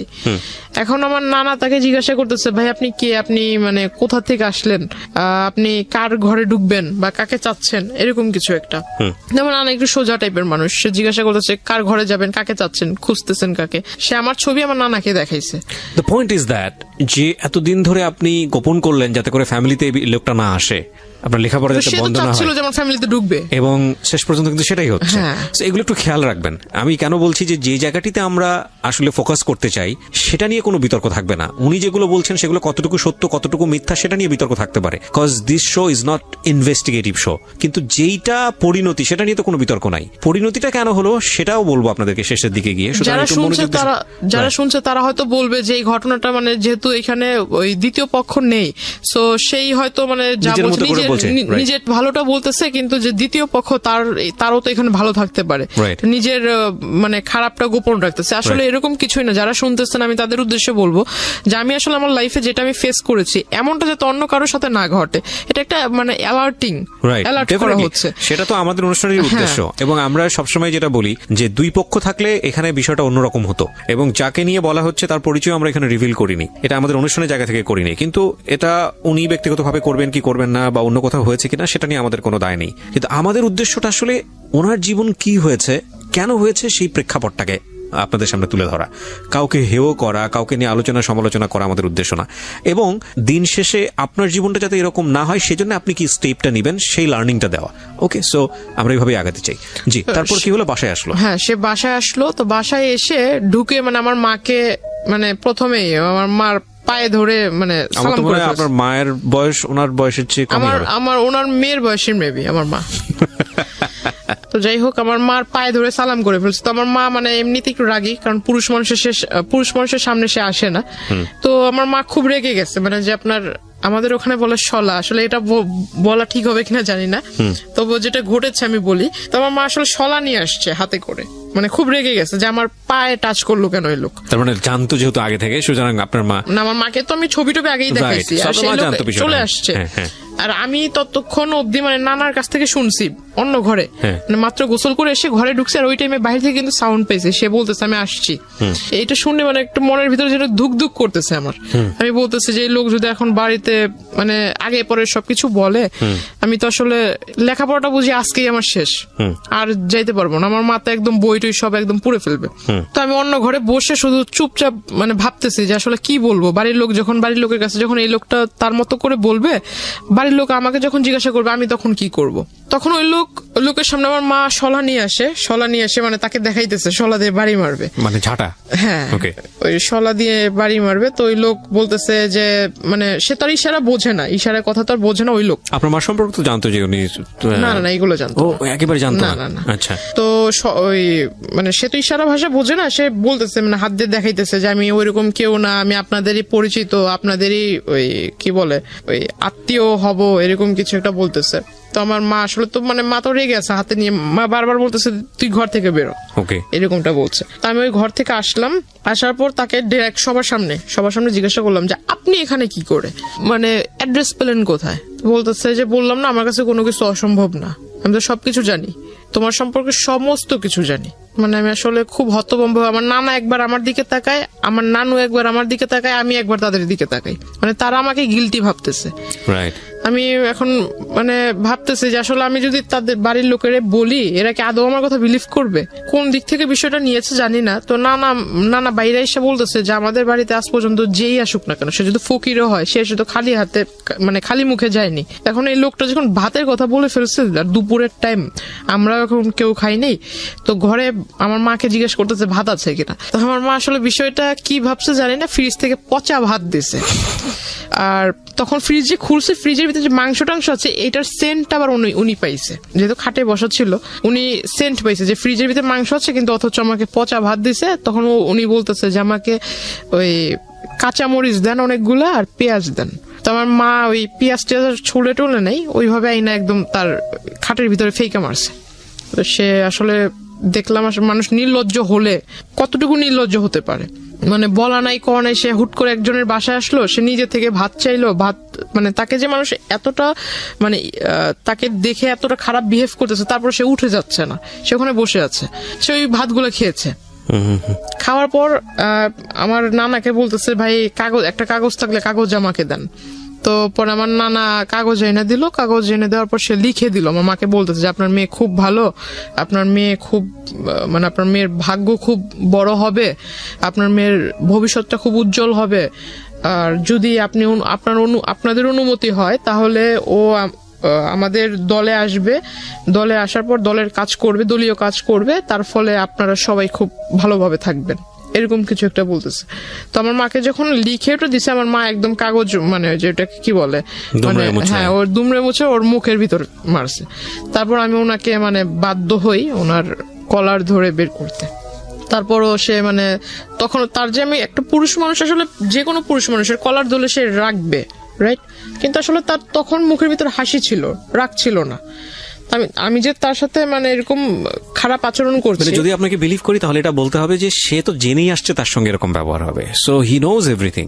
দাবার গুটির চালটা কি হয়? দাবার গুটিতে চালটা হচ্ছে যে আমি যে চালটা দিব, এই চালের পরে কি চাল দিতে পারে সে 8টা 10টা অল্টারনেটিভ যে ভাবতে পারে, সে সবচেয়ে ভালো খেলে। মানে নিয়মটা হচ্ছে এটাই দাবা খেলার। প্রত্যেকটা মানুষের লাইফ স্টাইলে কিন্তু এরকম, ও যেখানে এসছে সম্ভাব্য আচরণ কি হতে পারে আপনার ফ্যামিলি থেকে, ও সবকিছু হিসাব করে এসছে এবং ও মেন্টালি সেট হয়ে এসছে, যদি আপনাকে বিশ্বাস করি, এবং ওর কমন পড়ে গেছে, তো কমন পড়ে গেছে তো রিয়াক্ট করবেন, এটা খুব স্বাভাবিক। তো ওইখান থেকে উনি যখন বের হয়ে চলে যায়, হঠাৎ করে মানে উনি যে বাসায় গিয়েছে বা অন্য কোথাও গিয়েছে, গিয়ে সারেনি, সে আমাকে হঠাৎ করে মেসেজ দিয়েছে আমার নাম্বারে। মেসেজে লিখেছে যে আমি আসলে জানতাম না তোমার বাবা মা এরকম, দেখে খুব কষ্ট হলো, আমি আসলে মানে খুব অনুতপ্ত তাদেরকে দেখে, তাদের এই বিষয় দেখে। বাবা তো নাই, বাবা তো তখন বাসায় নাই। না, বাবা মার সম্পর্কে তো সে তো আগে থেকেই জানে, কিন্তু আয়েশা তো দেখছে আমার মাকে। আচ্ছা, বাবা কখন, তো বাবা তখন কোথায়? বাবা তখন বাসায় ছিল না। বাসায় মানে আপনাদের সঙ্গেই থাকতো বাবা? বাবা আমাদের সঙ্গে থাকতো। বাবার সঙ্গে থাকতো বাবা কিচ্ছু জানে না? বাবা সঙ্গে থাকতো বলতে আপনার সপ্তাহে 7 দিনের ভিতরে বাবা আমাদেরকে সময় দিত 3 দিন, আর 3 দিন সময় দিত ওখানে। আচ্ছা আচ্ছা, যাওয়া আসার মধ্যেই থাকতো। তো আপনি বাবার সঙ্গে এত ফ্রি ছিলেন, বাবাকে বিষয়টা জানাতেন? বাবাকে এইসব বিষয় তো কখনো, বাবার সাথে আমার মানে বাবা আদর করতো, এটা ঠিক আছে, আমি তো প্রথমেই বলেছি যে আমার আম্মুর সাথে আমি ফ্রি ছিলাম, বাবার সাথে এইসব বিষয়ে কখনো না, কোনো বিষয়ে আলোচনা হতো না। ওকে, ঠিক আছে। তো আমি বললাম যে আপনি যেটা করেছেন আসলে কাজটা, আমার বাড়ির লোক এখনো অব্দি আমাকে এই পর্যন্ত কিছু বলেনি, রাত হলে দেখা যাবে যে আসলে কি হয়। কারণ এই জিনিসটা যদি আমার মা এখনো অব্দি আমার সাথে রেগে আছে, মা কথা বলতেছে না, আর মাও আমাকে ডাউট করতেছে। ডাউট করাটা স্বাভাবিক, কারণ একটা লোক এইভাবে কিভাবে আসবে? টু বি অনেস্ট, আমরা নিজেরাও করছি। তো আসলে এই লোকটা কিভাবে বাসায় আসবে? আমার যদি রেসপন্স না পাই কিভাবে বাসায় আসলো, এটা একটা প্রশ্ন থেকে যাবে। কিন্তু আসলে এটা ঘটেছে। তো আমি আসলে, যেহেতু আমি নিজে ওইখানে বাস্তববাদী হিসেবে দাঁড়িয়েছিলাম, তো আমি নিজে তো ঘটনাটা দেখেছি, আর এখন আমি জানি অনেকে এটা বিলিভ করবে না, এখন বিলিভ না করলে কিছু করার নেই। ফাইন, আপনি বলেন আপনার স্টোরি। হ্যাঁ, উনি আমাকে এই বিষয়গুলো বললো, হঠাৎ দেখি যে আসলে তারপর থেকে, ওই দিনের পর থেকে সে কলেজে আসে না, কিন্তু মেসেজ মানে 1 ঘন্টার ভিতরে কতগুলো মেসেজ দেওয়া যায়? 1 মিনিটের ভিতরে না হলো 5-6টা করে মেসেজ আসতেছে, তাও বিরাট বড় বড় প্যারা, বড় বড় সামারি। আমার জন্য সে এই চিন্তা করছে সারা রাত ভরে, আমার জন্য এটা ভাবে, মানে আমার বাবা মা এরকম, আমার ভবিষ্যৎ কেমন হবে। এই লোকটা যে আপনাকে কন্টিনিউয়াসলি পোক করে যাচ্ছে, আপনি তো তার সাথে এক ধরনের সম্পর্ক আছেই, আপনার বলা চলে যে উনি আসছে কথাবার্তা বলতে, আপনি বাধ্য হচ্ছেন, ফ্যামিলি পর্যন্ত ঢুকে গেছে। আপনার কখনো মনে হয়নি লোকটা সম্পর্কে আপনার একটু খোঁজ নেওয়া উচিত তখন পর্যন্ত? আমি তার সম্বন্ধে আসলে মাথা ঘামাইতেই চাই না, তাকে যতটা মানে আর্লি পসিবল হয় যে তাকে আমার এই বিষয়গুলো থেকে দূরে রাখা। তো মানে আমি সবসময় যেটা ভেবেছিলাম যে বাড়ি পর্যন্ত যেহেতু এসে গেছে, তো এর আসলে যত তাড়াতাড়ি দূরে রাখা যায়। আর আমি ভাবছিলাম যে আসলে আমার এই প্রথম সেমিস্টার তো হয়ে গেছে, সামনে আরেকটা সেমিস্টার আসবে, 2nd সেমিস্টার যদি দিতে পারি, আল্লাহ করে আমার 1st ইয়ারটা যদি চলে যায়, আর এর ভিতরে যদি এই লোক ব্যাঘাত না ঘটায়, তাহলে আমার আসলে মানে 2nd ইয়ারটা আমি কোনো মতো এখান থেকে এখান থেকে শেষ করতে পারলে বাইরে শিফট হয়ে যাব, এরকম একটা প্ল্যান ছিল। আসলে আমি তো ওই লোকের কাছ থেকে নিজেকে ছুটাতে পারতেছি। মানে বিষয়টা হচ্ছে এরকম যে যেভাবেই পারি না কেন, মানে শুধু লেখাপড়াটা কমপ্লিট করি, কারণ ওনাকে ঝামেলায় ফেললে আমি নিজেও ঝামেলায় পড়ে যাব। ওকে, এরকম করতে করতে সে আসলে ওই সামনে আসে না, কিন্তু এরকম মেসেজ দিতে থাকে যে আমার এই বাবা মার মানে এরকম হাবিজাবি নানান কিছু বুঝায় যে তোমার লেখাপড়া, আসলে বাবা মা এরকম, লেখাপড়া করো কিভাবে, কে গাইড করে, এরকম নানান কথা। এক পর্যায়ে দেখলাম যে সে এমন কিছু মেসেজ দিচ্ছিল যেটা আসলে মেসেজ দেখে মানে তাকে অবিশ্বাস করার কারণ নাই যে সে ভালো মানুষ। মানে কিরকম? মানে লেখাপড়ার মানে তোমার বাবা মা এরকম, তুমি যদি কিছু না মনে করো, আমি যেহেতু তোমাকে প্রথমে অন্য সবার কাছে পরিচয় দিয়েছি দাদু হিসেবে, তো আমি ওই দিক থেকে তোমাকে দেখবো, প্লাস তোমাকে গাইড টাইডও করবো, কারণ আমি নিজেও মাস্টার্স কমপ্লিট করা লোক। তো আমি ভাবলাম মাস্টার্স কমপ্লিট করা লোক যে তার মানে অনেক শিক্ষিত। তারপর সে আমাকে বারবার মানে মেসেজ করতো যে তুমি সামনে যেহেতু এসএসসি এক্সামিনার, তো আমি তোমাকে কিছু বই, টেস্ট পেপার, মডেল কোশ্চেন ভালো যেখান থেকে মানে একদম কমন পড়ার চান্স আছে, এগুলা তুমি পড়লে একদম মানে 100 না পাইলেও 99 পাবা, এরকম একটা তার কথাবার্তা ছিল। তো আসলে সে আমাকে ওই বইটাই এনেও দিছে। বইটাই এনে দিছে বলতে মানে 3 থেকে 4টা বই এনে দিছিল। তো আসলে তখনই আমি বুঝতে পারলাম যে হয়তো লোকটা আসলে এতদিন যাই করছে, যেহেতু বইয়ের লেখাপড়ার বিষয়ে সে কথা বলতেছে, হয়তো ভালো মানুষ। তখন থেকে আসলে একটা বিলিফ তৈরি হয় তার প্রতি, আমার সফট কর্নার তৈরি হয় আপনার। হ্যাঁ, বলতে পারেন। এখানে একটা সাইকোলজিক্যাল ব্যাপার আছে, প্রিয় শ্রোতা এবং দর্শক যারা দেখছেন, যে একটা মানুষকে আপনি যদি কন্টিনিউয়াসলি পোক করতে থাকেন, আপনার প্রতি একটা রিজেকশন থাকলেও মানে এটা কন্টিনিউয়াসলি যদি পোক করতেই থাকেন, লেগেই থাকেন, সামহাও কোন একটা ভালো দিক যদি চলে আসে, ওই মানুষের প্রতি ফল ইন হওয়ার একটা সুযোগ থাকে, যেটা হয়তো আজকে যিনি গেস্ট এখানে আছেন তার হয়েছে। জি। ওনার মানে ওই যে বইটই দেয়, আমি ওই বইটই পড়ি। তারপর আবার দেখতাম যে উনি আমাকে বলতো যে আমি যদি কলেজে আসবো, তোমার কলেজের ওইখানে এসে তোমাকে ডিস্টার্ব করবো না, তবে তুমি যদি কিছু না মনে করো তাহলে আমার সাথে লাঞ্চ করবা। তো আমার একটা স্বভাব ছিল কি যে আমি প্রতিদিন ওইখানে পাশে আবার আপনার চাইনিজ ছিল, তো আমার একটা অভ্যাস কি যে আমি ফাস্ট ফুডের প্রতি খুব একটা নেশা ছিল। তো আমি ওই চাইনিজে ঢুকে একলাই এক টেবিলে বসতাম, যেগুলা মানে যে স্টুডেন্ট যে অফার গুলো ছিল এগুলো আমি নিয়ে মানে একাই টেবিলের ভিতরে বসে খাইতাম, প্লাস ছবি তুলতাম। মানে আমার একটা যে বললাম যে নানা নানু খুব আদর করতো, তো নানার কাছে বলতাম যে আমার এই বই লাগবে, সেই বই লাগবে, আমার একটু পকেট মানি বেশি দিতে হবে। নানাও বিলিভ করতো যে হ্যাঁ বই যেহেতু কিনতে হবে টাকা তো বেশি লাগবে, তো যে টাকাটা চাইতাম সেটাই দিত। তো তার কাছে থাকার না থাক নানির যে ব্যাগ আছে ওইখান থেকে টাকা নিয়ে দিলেও দিত। তো আমি আসলে ওই কাজটা করতাম। তো এটা আসলে সে নোটিস করেছিল, মেবি আগে নোটিস করেছিল। ইভেন সে ওই দিন আমাকে সেই মানে প্রথমে বলে যে লাঞ্চ করবে, আমি ভাবলাম লাঞ্চ করলে সে যে মানুষ কফির 20 টাকার জন্য ঝগড়া করছে সে কোথায় লাঞ্চ করতে পারে। তো আমাকে সে ওই চাইনিজটাতেই পরে ডাকে। আসলে সে ভিতরে বসা ছিল, আমি এটা খেয়াল করিনি। পরে ওই দিন আমি একটু মানে বুঝতে পারি যে আসলে হয়তো এই বিষয়টা সেও জানতো। তো তখন আমি আসলে শিওর হলাম। তারপর জিজ্ঞাসা করলাম, তাকে খুব রিকোয়েস্টও করলাম। ওইখানে দুই তিনজন ওয়েটার ছিল, ওয়েটার আসলে হাসতেছিল আমার কথা শুনে। আমি তাকে খুব রিকোয়েস্ট করলাম যে দেখেন আপনি আমার দাদু হন আর যাই হোক, আপনাকে আমি মানে আমার শ্রদ্ধেয় গুরুজন হিসেবেই বলি, ওইরকম ব্যক্তিত্বের ভিতরে আপনাকে রেখেই বলি, হাত জোর করে মানে 2 হাত জোর করে তার কাছে রিকোয়েস্ট করতেছিলাম যে আমি লেখাপড়া করতেছি, দয়া করে আমাকে লেখাপড়াটা করতে দেন। এরকম করে আসলে ডিস্টার্ব করা, আপনি আমাকে কোন দিক থেকে দেখেন, মানে আমার সামনে একরকম বিহেভ করেন আর যখন আমার মানে ফোনের ওপারে থাকেন যেসব মেসেজ দেন এগুলো আবার একটু অন্যরকম। কারণ মাঝখানে সে লেখাপড়ার সাজেশনের পাশাপাশি কিছু আপনার মানে প্রেম জাতীয় কিছু, হ্যাঁ এরকম মানে ছন্দ টন্দ মানে আমরা বুঝি, হ্যাঁ ছন্দ টন্দও পাঠাতো। তখন ভাবতাম যে আসলে লেখাপড়ার জিনিস বিষয়ে লিখতেছে ঠিক আছে, কিন্তু এইসব যে ছন্দ এইগুলো পাঠানোর মানে কি? দাদু তার নাতিনকে এইসব ছন্দ পাঠাবেন। তখন জিজ্ঞেস করছি, খেয়াল রাখবেন যে ওর বয়সটাও কিন্তু 18 বছর, মানে যিনি এখানে বলছেন জান্নাত, তার বয়সটাও কিন্তু 18 বছর, এবং 18 বছর হচ্ছে মেয়েদের কিংবা ছেলেদের জীবনের আগুন বছর আমি বলি এটাকে, সুকান্তের সেই কবিতার মতো। যদিও সুকান্ত ওখানে অন্যভাবে এটাকে নিয়ে আসছেন, কিন্তু টিনেজের যে বয়ঃসন্ধিকাল সময়, এটা আগুন বয়স। এখানে ভুল করা মানে এখানে ভুল করবে না তো জীবনে কোথায় ভুল করবে, এরকম একটা বয়স, সোজা কথায় যদি বলা চলে। বলেন। তারপর উনি আমাকে বললো যে এগুলা নাকি অনেক বড় বড় কবি, তার ফ্যান, অনেক বড় বড় লেখক কবি আছে, তো তার ফ্যান, তারা তাদেরকে ঘুম থেকে ওঠার সাথে সাথে নতুন নতুন ছন্দ মেসেজ লিখে পাঠায় দেয়, এইগুলো সে আমাকে পাঠায়। তো আমার কাছে মানে বিষয়টা আসলে বিলিভ ওইভাবে করিনি। তারপর ওখানে খাওয়া দাওয়া করলাম। খাওয়া দাওয়া করার পর আমি আমার মার জন্য মানে খাবার, এটা আমার একটা স্বভাব ছিল যে আমি কোথাও গেলে আমি মার জন্য বোনের জন্য খাবারটা নিয়ে আসতাম। তো আমার খাওয়ার পর আমি খাবারটা পার্সেল করে নিয়ে আসি, আমার টাকা দিয়ে আমি খেয়েছি। তো সে আমাকে বলতেছে যে আমি আজকে না হয় আমি বিল পেমেন্ট করি। তো আমি বললাম যে না থাক, আপনার করার দরকার নেই, আপনি শুধু আমার একটা কথা রাখেন যে আমি খুব উপকৃত হব এটা করলে, আপনি আমার মানে আমার পিছু ছেড়ে দেন, পারলে আমার জন্য একটা ছেলে খোঁজেন, কিন্তু আপনি আমার পিছু ছেড়ে আমাকে ভালো সাজেশন দিচ্ছেন, এটা ভালো দিক, কিন্তু যেসব মাঝে মাঝে যেসব কথা বলেন বা যেসব SMS দেন এগুলো আসলে ঠিক না। তারপর আমি তাকে SMS গুলো আমি নিজে তাকে পড়ে পড়ে শোনাই। তখন পিছন থেকে ওয়েটাররা খুব হাসতেছিল। আমাকে একজন ওয়েটার জিজ্ঞাসা করলো আমি যখন বের হব, সে কিন্তু ভিতরেই বসে আছে। সে ভিতরে বসে আছে বিকজ সে, আমার প্রশ্ন হলো যে এতদিন যে সে আমার সম্পর্কে খোঁজ নিয়েছে, সে যেহেতু জানে যে আমি ওই চাইনিজে খাওয়া দাওয়া করেছি এর আগে বেশ কয়েকবার একা একা এসে, তাহলে তার ভিতরে হয়তো প্রশ্ন জাগতে পারে যে সে একটা মেয়ে একা একা চাইনিজে এসে কেন খাবে, হয়তো নিশ্চয়ই কারোর সাথে খেয়েছে, এমন প্রশ্ন সে জিজ্ঞাসা করতে পারে। বা সে কেন কি বললো ওটাকে মানে কেন খোঁজ নিল না যে আমি ওইখানে একা একা কি প্রতিদিনই রেগুলার এসে খাই বা কত টাকার খাই, এরকম কিছু একটা। এরকম না করে মানে সে ডিরেক্টলি ম্যানেজার মানে এগুলো আগে না করে ওই দিন যায় সে ম্যানেজারকে জিজ্ঞাসা করে। এগুলো তো সে আগেও করতে পারতো, যেহেতু সবকিছু জানে সে আগে খোঁজ নিতে পারতো।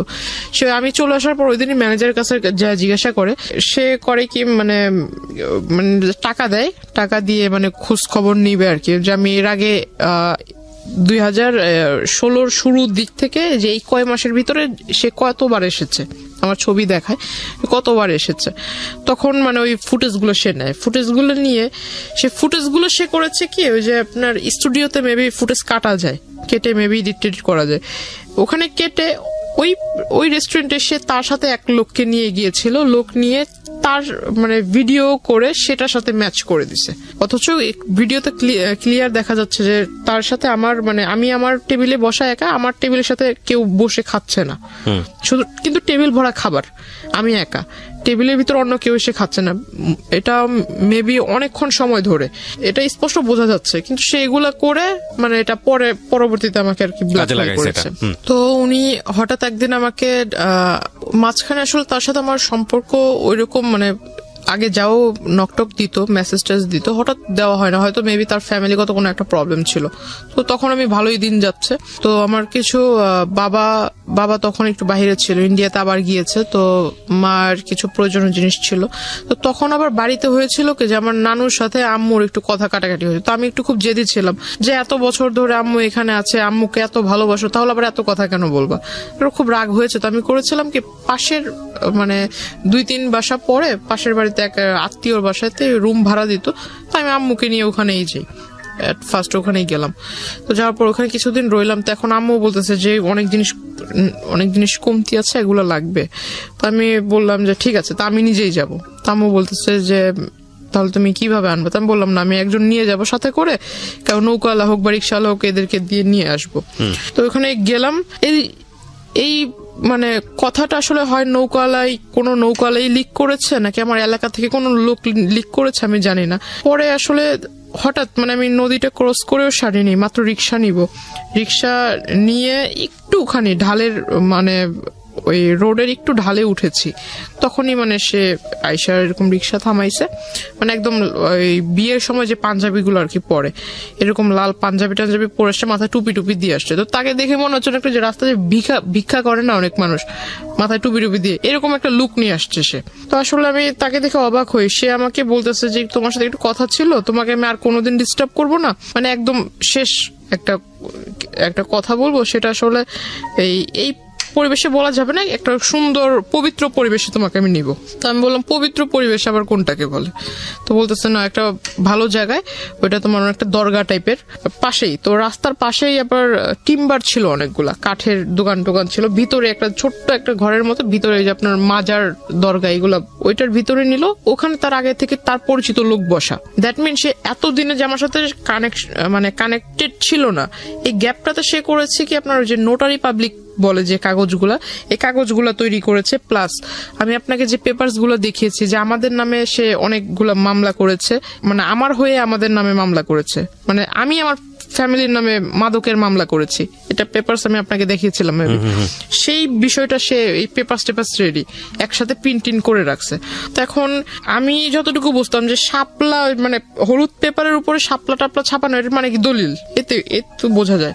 এখন ওখানে লেখাগুলো যে আমি মানে প্রথমে তো ভিতরে আমি যাই, সবার সামনে বলতেছে যে এখানে দুজনে নামাজ পড়বো একসাথে, নামাজ পড়ে মোনাজাত নিয়ে তুমি এই পেপারসে সাইন করবা। আমি বললাম পেপারসে সাইন করবো, মামার বাড়ির আবদার নাকি? এটা মুখের কথা, আপনি আমাকে বলবেন আমি পেপারসে সাইন করে দেবো, আমি পেপারস পড়বো না, কিসের পেপারস? আর পেপারসে সাইনই বা করার কথা আসতেছে কেন? তো বলতেছে আমি তোমাকে বিয়ে করবো, এই মুহূর্তে করবো। তো আমি বললাম যে আমার বয়স হয়েছে বিয়ে করার। তো বলতেছে না, আমি এত কিছু বুঝি না, তোমার বয়স, তুমি এসএসসি এক্সামিনার, তোমার নাকি বয়স না হয়েছে, তোমার তো 21 চলে মিনিমাম। তো আসলে সে আমার বয়সটা ধরেছিল সার্টিফিকেট অনুযায়ী। ও হ্যাঁ, সে আমাকে এই বিষয়টাতে মানে যে বিয়েটার যে বিষয়টা আসলো, এর আগে সে করেছে কি আমার ওই যে তার রাজনৈতিক যে প্রেক্ষাপট, সেখানে সে আমাকে পোস্ট দিবে, এটা সেটা দিবে, আমি বুঝি না তাতে কি হয়েছে, সে আমাকে যে পোস্টটা দিবে, এই পোস্টার ফলে আমি নানান জায়গায় ভিজিট করব, সেখান থেকে অনেক আউট নলেজ আয়ত্ত করতে পারবো, তার ফলে আমি মানে একটা ভালো রাজনৈতিক দলের কর্মী হিসেবে গ্রহণযোগ্য হব। তাকে আমি বিশ্বাস করে সে আমার কাছে বললো যে তোমার পাসপোর্ট তৈরি করতে হবে, তখন অব্দি আমার পাসপোর্ট নাই। বলতেছে পাসপোর্ট করতে হবে, পাসপোর্টের জন্য ওই ছবির প্রয়োজন, প্লাস তোমার ওই যে স্কুল সার্টিফিকেটের যত কাগজপত্র আছে এগুলা। তো আমি বললাম যে আসলে পাসপোর্ট আপনি কেন করবেন, আপনি আমাকে বলেন কোথায় যেয়ে করতে হবে, আমি বাড়িতে যেয়ে বলবো। তো বলতেছে না, বাসায় জানানোর দরকার না, এটা তুমি বাসায় সারপ্রাইজ দিবা, যখন তুমি পোস্টটা পাবা বা এই পোস্টটা যখন টিভিতে তোমাকে দৈনিক দেখানো হবে, মানে নানান রকম অনুষ্ঠানে তোমাকে দেখানো হবে, তুমি যখন বক্তৃতা দিবা বাড়ির লোক দেখবে, তারা এমনিতে ইমপ্রেসড হবে। তাই আমি বললাম সত্যি কি এরকম কিছু হবে? তো যেহেতু ভিতরে একটা রাজনীতি করার একটা ক্ষোভ ছিল, ক্ষোভ বা ক্ষোভ না, ভালো আগ্রহ। আচ্ছা যাই হোক ওটা ছিল। তো আমি আসলে ওই দিক থেকে চিন্তা করলাম, সে যেহেতু মানে মেঘ না চাইতে বৃষ্টি হয়ে যাচ্ছে, আমার ছোটবেলা থেকে একটা ইচ্ছা ছিল সে আমাকে মানে এত বড় একটা মানে প্ল্যাটফর্মে আপনি নিয়ে, লোভে পড়ে তাকে কিছু ডকুমেন্টস দিয়েছেন, আমি বুঝতে পারছি। হ্যাঁ, লোভ বলতে পারেন। তো প্ল্যাটফর্মে দাঁড় করিয়ে দিবে তো ভালোই, তো আমার ইচ্ছাটা পূরণ হবে। আমি লেখাপড়াও শেষ তো করে আমি যেটা বুঝতে পারছি যে আপনি তাকে কিছু ডকুমেন্টস দিয়েছিলেন যেটার বেসিসে সে হচ্ছে আপনার কি পুরো একটা তাকে পেপার বিলিভ তৈরি করে। করেছে। আর আমি এত বড় একটা গাধা ছিলাম, এখন নিজেকে না বলে আসলে আমি এখানে আমারও ভুল আছে অনেক, যে আমি আসলে তাকে পুরোপুরি বিলিভ না করে বা তার সম্বন্ধে কিছু না জেনে আমার সমস্ত একটা ফাইল ছিল, সেখানে আমার প্রাইমারি লেভেল থেকে শুরু করে স্কুলের যত ডকুমেন্টস ছিল সমস্ত মানে ফাইলটাই তাকে দিয়ে দিছি। না, ফাইলটা দেওয়ার মানে মূল ফাইলটার ভিতর তোমার কাগজপত্র ছিল, ওই ফাইলটাতে সমস্ত মা সব স্কুলের যাবতীয় কাগজপত্র রাখে। তাকে সার্টিফিকেট গুলো বের করে দিচ্ছে, সে আমাকে বলতেছে যে না তোমার সার্টিফিকেট দরকার নেই, আমার কাছে আমি কিসে করে নিয়ে যাবো এই কাগজগুলো, কাগজ তো মূল্যবান কাগজ, যেহেতু ফাইলটার ভিতর আছে, ফাইলটা এখন এই ফাইলটা যা যা আছে এই সমস্ত কিছু আমি আবার তোমাকে ব্যাক করে দিব, তুমি আমাকে এটা দাও, আমি তোমাকে যা যা আছে সমস্ত কিছু ফিরিয়ে দিব। তো আমি গেলাম, সে আমাকে বললো যে ছবি তুলতে হবে, 22 কপি না 20 কপি যেন ছবি লাগবে বলছিল। পরে ছবি তুললাম স্টুডিও থেকে, স্টুডিওর ছবি আনবন্ড করে আর আমাকে বলে মানে ডেট বলে না যে অমুক দিন আনতে হবে, ছবিগুলো আমাকে দিবা, এই ছবি দেওয়ার ডেটটা আর বলে না। তো আমি আর ওই বিষয়ে মাথা ঘামাইনি, ছবি স্টুডিওতে পড়ে রয়েছে। সে ওই সার্টিফিকেটের ফটোকপির সাথে ফটোকপি আর ওই আপনার ওই ফটোকপির ডেট দিয়ে সে আর কি বলে যে আমি বিয়ের বয়স আমার হয়েছে। কারণ সার্টিফিকেট আমার 4 বছর বয়সে মেবি আমাকে স্কুলে ভর্তি করা হয়, আমাকে বয়সটা বাড়িয়ে দিছিল কারণ আমার গ্রোথের বিয়ে করতে কারণে। চাইলো আপনাকে, তারপর কি করলেন? সার্টিফিকেটের অনুযায়ী সে আমাকে ওই বয়সটা দেখায় বেশি।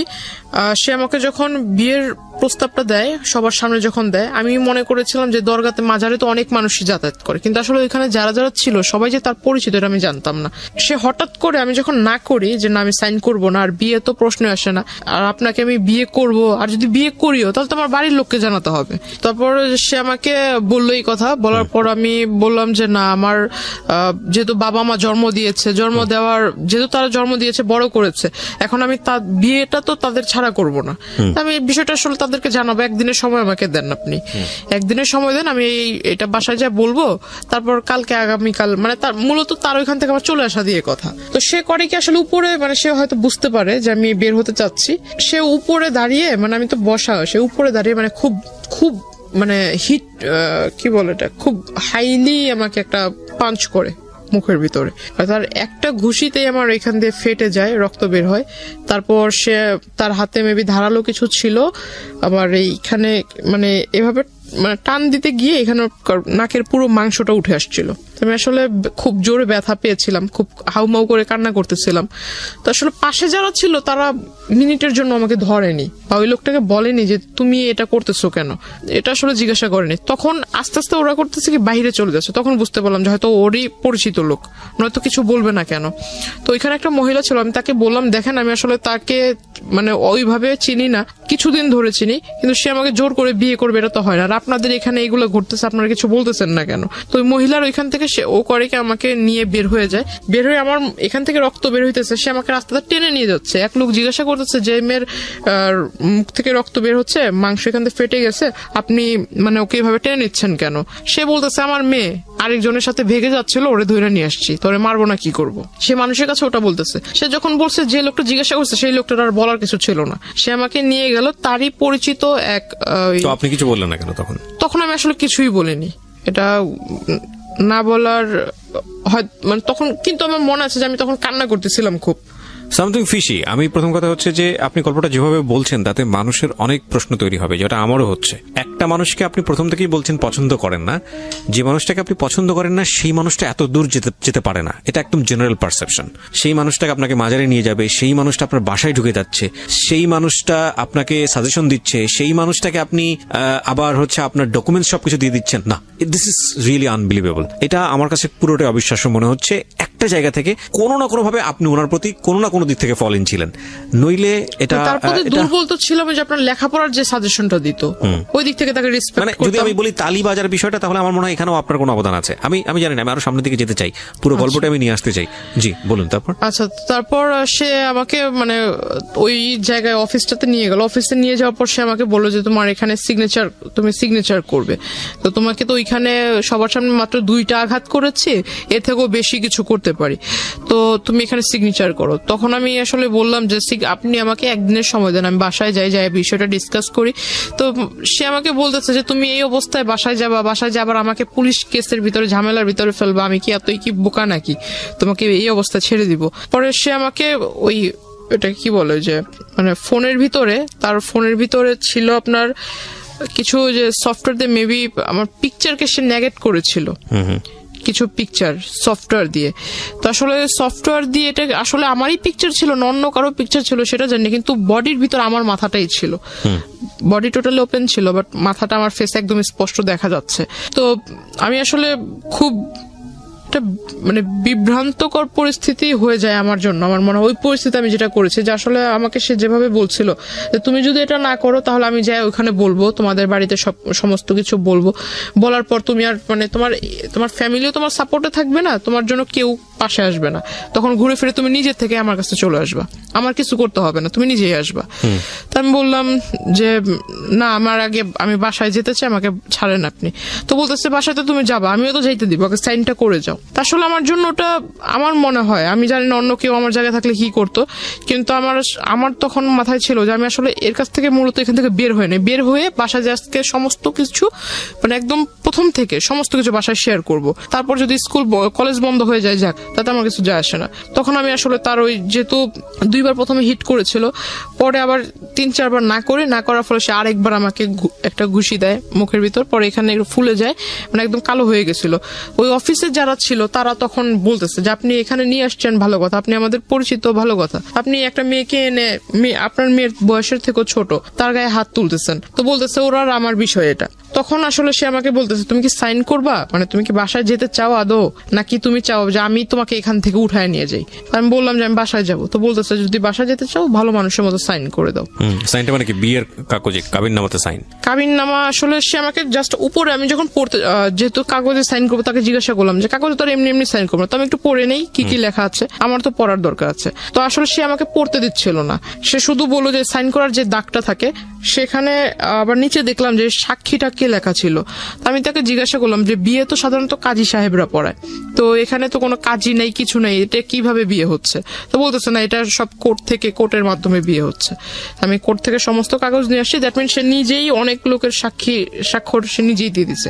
পরে যখন সে আমাকে বললো, তারপর আমি মনে হয়েছে যে আমি বাসায় চলে যাব, আর এই সাইনটা যদি না দেয় তাহলে তো সে আমাকে বাসায় যেতে দিবে না। আমি আসলে তখন সাইনটা করি। আচ্ছা, সাইনটা করার পর সে শুধু মানে সবচেয়ে খারাপ লাগছিল যে সে আমাকে দেখতে দিচ্ছিল না, লেখাগুলো দেখতে দিচ্ছিল না, শুধুমাত্র সাইন করার যে জায়গাটা ওই জায়গাটাই দেখতে। আর আরেকটা জিনিস দেখাইছে, সেটা হলো যে জায়গায় ছবি থাকে, দুজনের ছবি থাকে, সেখানে আমি দেখলাম যে সেখানে আমার কোনো ছবি না, ফেসবুক থেকে ডাউনলোড করে মানে একটা ছবি ডাউনলোড করে সেটাকে সে বের করছে, সাথে করে সেই নিয়ে আসছে ছবি, সেই সাথে করে ছবি নিয়ে আসছে আমার ছবি, সে ওখানে আমার সামনে গ্লু দিয়ে লাগাই দেওয়ার পর সে আমার সিগনেচার নিল, তারপর বললো যে ঠিক আছে এবার তুমি চলে যাও। বাসায় এসে সবাইকে বলার পর সবাই আমাকে খুব মানে রাগারাগি করে, প্লাস মা অনেকগুলো চর থাপ্পড়ও মারে, তো মানে খুব কান্নাকাটি করতেছিলাম। তখন বাবা সিদ্ধান্ত নিল যে না, তোমার আর লেখাপড়া করার দরকার নেই। তো ওখান থেকে আমার কলেজ স্টপ হয়ে গেল। কত সালের ঘটনা এটা? 2016 সাল, মাত্র কয়েক বছর আগের ঘটনা। হ্যাঁ, আমার কলেজে যাওয়া বন্ধ হয়ে গেল, ইভেন আমার ফোনটাও আমার কাছ থেকে নিয়ে নেওয়া হলো। একটা দাওয়াত ছিল, বিয়ের অনুষ্ঠানের দাওয়াত, তো সেখানে আমি, আমার আম্মু, আমার ছোট বোন, আমরা 3 জনই যাচ্ছিলাম সিএনজিতে করে। ওকে, সিএনজিতে করে যাওয়ার পথে হঠাৎ এটা আসলে তাকে হয়তো যদি কেউ নাই বলতো তাহলে তো সেও জানতো না যে আমরা বের হব এখন। উনি করে কি যে আমাদের পিছন থেকে মানে গাড়িতে করে ফলো করে, উনি ফলো করার পর উনি ওইখান থেকে আমাকে নিয়ে যায়। আপনি যে বাসায় গিয়ে বলার পরে আপনার ফ্যামিলি থেকে লেখাপড়া বন্ধ করে দিল, বাট আপনি যে সাইন করেছেন এত কিছু হয়েছে এগুলো বলেছি। বলার পরে তারা কি স্টেপ নিল? তারা আমাকে মানে একটু বাড়ির লোক যা করে আর কি করেছে, গায়ে হাত তোলা হয়। সেটা আপনার উপর করেছে, হ্যাঁ। কিন্তু এটা তো যেহেতু আপনি সাইন করে আসছেন, এটা তো তখন পুলিশকে ইনফর্ম করা উচিত ছিল। সেটা করা হয়েছিল না হয়নি? সেটা ওরকম কোনো কিছু করেনি। না। See, দেখেন মানে একটা কথা আছে, মানে আমার প্রতি আসলে সবাই মানে এমন হচ্ছিল যেন আমি তাদের কোনো ফ্যামিলি মেম্বার না, আমাকে এমন ভাবে মানে সবাই মনে করছিল যে আপনারই দোষ এটা। হ্যাঁ রাইট। আমাদের এই গল্পের যে বিন্যাস বা যেভাবে আপনি এখানে উপস্থাপন করেছেন, এখানে অনেক মানুষই আপনার দিকে সন্দেহের তীর তুলবেন, এটা তোলার যথেষ্ট যুক্তিও আছে। সেগুলো নিয়ে আমি শেষের দিকে কথা বলবো। তার আগে আমি একটু জানাতে চাই যে দেখেন ফলস কোথায় কোথায় হচ্ছে। ফ্যামিলিতে জানিয়েছে এরকম একটা ঘটনা ঘটে গেছে, আমি কিন্তু অনেকগুলো পেপারে সাইন করে এসেছি। তারপরে উচিত ছিল তাৎক্ষণিকভাবেই পুলিশের কাছে যাওয়া এবং গিয়ে এই ঘটনা বলা পুলিশকে। ওনারা কিন্তু সেটা করেননি। তখন পর্যন্ত ওনারা পুলিশ নিয়ে চিন্তা করেননি, কোর্ট নিয়ে চিন্তা করেননি। কিন্তু এই ধরনের ক্রেজিনেস যদি একটা মানুষ দেখায় কারোর প্রতি, তাহলে অবশ্যই প্রথমেই পুলিশকে সেটা ইনফর্ম করা উচিত। নইলে অনেকে মনে করতে পারে যে পুলিশের কাছে বলবো না, ফ্যামিলির এই প্রবলেমগুলো নিয়ে মানুষকে জানাবো না, শেষ পর্যন্ত ওই যে বলে না, যেটা প্রথমেই সমাধান হয়ে যেতে পারতো, শেষ পর্যন্ত এটা এত বড় হয়ে বাস্ট হয় যে শুধুমাত্র এটা ফ্যামিলি মেম্বার না, এটা পুরো দেশের লোকই জানে। রাইট নাও এই মেয়েটার ক্ষেত্রে এখন তাই হচ্ছে। তো এরপরে আপনি কি করলেন? কোথাও যাচ্ছিলেন বোধহয়, সিএনজি নিয়ে কিছু একটা। আমরা উনি আমাদের পিছনে ফলো করতেছিল। তো আমাদের বলতে আপনার সঙ্গে কে কে ছিল? আমি, আমার মা, আমার ছোট বোন। ওকে, তারপর? তিনজনই যাচ্ছিলাম দাওয়াতে। তারপর? তো পিছন থেকে উনি গাড়ি দিয়ে ফলো করছিল। তো ওনার সাথে আবার তিনজন ছেলেও ছিল ইয়াং এজের। উনি গাড়িতে বসা ছিল। উনি হঠাৎ করে ওভারটেক মেবি বলে এটাকে, পিছন থেকে গাড়ির সামনে এসে দাঁড় করিয়ে দেয়। তো হঠাৎ করে সিএনজি ওয়ালা থামায়। থামানোর পর ওই সিএনজি ওয়ালাকে ওই ছেলেরা ইসা বলতেছে যে ভিতরে আমাদের লোক আছে, ওরা মানে আমরা ওদের সাথে কথা বলবো। আসলে আমি ছেলেদেরকে দেখে চিনতে পারিনি। পরে পিছন থেকে যখন বলতেছে যে তোদের ভাবিকে কিছু বলিস না, কোনো মতো খালি গাড়ি থেকে নামা, তখন আসলে তার কণ্ঠ টোন শুনে বুঝতে পারি। তখন আমি গাড়ি থেকে নাইমা যায়, তাকে ডিরেক্টলি জিজ্ঞাসা করি যে এগুলো করার মানে কি। তো উনি আমাকে ডিরেক্ট বলতেছে যে তোর সাথে আমার এই সম্পর্ক হয়ে গেছে, যেভাবেই হোক হয়েছে, আমার ইচ্ছা ছিল, আমার ইচ্ছা পূরণ হয়েছে, তো তুই আমার সাথে যোগাযোগ কেন বন্ধ করলি, যোগাযোগ কেন রাখলি না? তো রাস্তার মধ্যে এটা হচ্ছে, আশেপাশের লোকজন ছিল না? ওই রাস্তাটা আসলে একটু নির্জন টাইপের ছিল। যে টাইমটা ছিল ওই টাইমটাতে এত মানুষ ছিল না। ওকে। আমাকে বলতেছে যে তোর ভিতরে কি একটু ভয় জাগলো না যে আমি এই পেপারস দিয়ে ওই আই মিন তুই তোর সাথে যে আমার এই যেভাবে হোক বিয়ে হয়েছে, এই কাগজ টাগজ দিয়ে তোর কিছু করব, তোকে ভয়ভীতি দেখাইতে পারি, এরকম কোনো ধারণা কি তোর মনে আসেনি? ওইখান থেকে আমাকে সে আমার মার ওইখান থেকে সে সামনে আসে। আমার মা তাকে তো প্রথম দিনে একবার দেখছে, তাকে চিনে। মার সামনে এসে সে যখন আমার বোনকে একটু টাচ করতে যায়, আমার মা তাকে মানে এরকম মানে চড় দেয় গালের ভিতরে। সে রেগে গিয়ে আমার মাকে আর কি ধাক্কা দেয়, আমার মা পড়ে যায়। তো হঠাৎ ওই সিএনজি ওয়ালা যখন বলতে যায় যে আপনি কি এরকম এসে করতেছেন, তখন সিএনজি ওয়ালাকে ওই তিনটা ছেলে মারে। ওই সিএনজি ওয়ালাকে মারা দেখে ওই আশেপাশের কবরস্থানের ওইখান দিয়ে ফুটপাথ দিয়ে লোক হেঁটে যাচ্ছিল, তারা আসার পর বলতেছে যে এখানে কিসের গ্যাঞ্জাম হচ্ছে, আবার ওই সিএনজি ওয়ালাকে মারলেন, আপনি কে? তখন সে পেপারস বের করে দেয় যে আমার বউকে বিয়ে হয়ে গেছে কিন্তু আমার কাছে তুলে দিচ্ছে না, আমার বউকে তার ফ্যামিলি তার গার্ডিয়ান আটকায় রাখছে বাসায়। এইটা বলে সে আমাকে আসলে ওইখান থেকে ওই পেপারস দিয়ে নিয়ে যায়। নিয়ে যাওয়ার পর সে আমাকে ডিরেক্টলি ওইখান থেকে নিয়ে যায়। ইভেন আমার মাকে যে ধাক্কা দিয়েছিল, আমার মা আমার বোন কিন্তু খুব কান্না করতেছে, আমার বোন ওকে দেখে কান্না করতেছে। আমার মা উঠতে উঠতে সে আমাকে গাড়িতে মানে উঠায় ফেলছে। আমাকে শুধু বলতেছে যে এই পেপারস গুলো কিন্তু সবকিছু, তুই যে এখন যদি না যাস তাহলে যে তোর মা বোনকে যে ছেড়ে যাচ্ছি এরাও কিন্তু থাকবে না, ভাবিস না। আমাকে এটা বলে। তো আমার কাছে আমি সর্বোপরি আমার বোন আমার কাছে সবচেয়ে প্রিয়, আর আমার মাও আমার কাছে সবচেয়ে প্রিয়। তো আমি ওর সাথে যাওয়ার পর এটা যাই বললে ভুল হবে, সে আমাকে নিয়ে যায় জোরপূর্বক। আমাকে নিয়ে সে ডিরেক্টলি এক মহিলা, তারই পরিচিত এক মহিলা, ওই মহিলার বাড়িতে 4 দিন ছিলাম। 5 দিনের দিন সে অ্যারেস্ট হয়। তো 4 দিনই সে আমাকে খুব টর্চার করেছে ওই মহিলাটা। মানে দিনের বেলা মানে খাবারের টাইমে খাবার দিত, খাবারের টাইমটা শেষ তখনই এসে মানে বারবার বলতো যে তুই এরকম কেন করছিস, তুই যদি তার সাথে সাংসারিক জীবন যদি না শুরু করিস তাহলে মানে তোর এই ফ্যামিলির সমস্যা হবে, এই পেপারস দিয়ে অনেক সমস্যা করব। ইভেন আমার কাছে যে ফোন ছিল, ফোনটাও ওই লোক নিয়ে নিছে, ওই লোকে সিম নিয়ে নিছে, ফোনটা ওই মহিলা নিয়ে নিছে, ফোন তার কাছে। তখন তাকে রিকোয়েস্ট করতেছি যে আপা দেখেন আপনারও তো সন্তান আছে, আপনার যে ছোট্ট বাচ্চা আছে, আমার নিজেরও একটা ছোট বোন আছে, তো আপনি আমাকে আপনার সন্তানের জায়গায় রেখে আমাকে উপকার করেন। আপনার সামনে এই ঘটনাটা ঘটছে, আপনি কি কিছুই বলবেন না ওই লোকটাকে? আপনি কি একবার জিজ্ঞাসা করেছেন যে সে তার সাথে আমার কিভাবে পরিচয় হলো, কিভাবে সে আমাকে এখানে নিয়ে আসলো, আর আপনি এবার তাকে কিভাবে রাইট দিলেন আপনার এখানে আমাকে নিয়ে এনে রাখার? আর যে সন্ধ্যাবেলা যেটা হতো সেটাও গেট লক করে ওই আমাকে বলতো যে অ্যারোসল দিতে হবে রুমের ভিতরে, ভিতরে 15 মিনিট তোমাকে বাইরে থাকতে হবে। পরে কি আর বুঝতে পেরেছেন যে আসলে সে কি করতো? হ্যাঁ, পরে এটা জানতে পেরেছি। আচ্ছা, আমরা একটু সামনের দিকে আগাই। তারপর তো পরে ওই ঘটনার শেষ হলো 5 দিনের দিন তাকে কিভাবে অ্যারেস্ট করলো পুলিশ আমি জানি না, হয়তো 5 দিনের দিন, এই 5টা দিন আপনি তার সে ছিল না। সে মাঝখানে 4 দিন আমি ওই মহিলার বাসায় ছিলাম, 2 দিন সে আমার ওখানে যায়। 2 দিনে গিয়ে যে আমি আপনাকে বললাম যে আমার প্রচুর ঘুম হতো, কেন হতো এটা আমার কাছে কোনো আনসার ছিল না। আর দুপুরে যে খাবার ছিল, এখন আমি যার বাসায় আছি তাকে তো আর আমি বলতে পারি না যে আমার ইচ্ছে মতো খাবার দেন, আমি যেটা খাবো সেটাই আমাকে দিতে হবে। এখন সে যেটা দিচ্ছে আমার কোনো মতো খেতে হবে। আপনি কি সারাক্ষণ রুম বন্দি ছিলেন নাকি? রুমের ভিতরে বন্দি, মানে তাদের বাহিরের বের হইতে দিত না। যে রুমটা তোমাকে রেখেছিল ওই রুমটাতেই, মানে রুমের ভিতরে কোনো ধরনের কোনো শাউট করা বা কারো হেল্প চাওয়া এটা করার সুযোগ ছিল সে না? আমাকে খাবার দিত, মেবি 10 তলাতে ছিল ফ্ল্যাটটা, আর একদম উইন্ডো নাই, শুধু একটা ছোট্ট একটা ব্যালকনি আছে, কিন্তু ব্যালকনির পাশে অন্য কোনো ফ্ল্যাট নেই, ঠিক আছে, একদম সামনে একদম খোলা পুকুরের মতো দেখা যাচ্ছে আর কি। আর সে খাবারটা যে দিত, মিলটা থাকতো আপনার ভাত এবং ডাল। এখন আমার সন্দেহ হতো যে ডালের ভিতরে কি এমন কিছু আছে যে আমার প্রচন্ড ঘুম আসে। আর ওই 2 দিন, মানে যে 2 দিন ওই লোকটা আসছিল, ওই 2 দিন আসলে সে আসছিল যেটা আমি জানি না, কিন্তু সে যাওয়ার পর আমি জানতে পারছি, ওই মহিলা বলছে যে উনি আসছিল।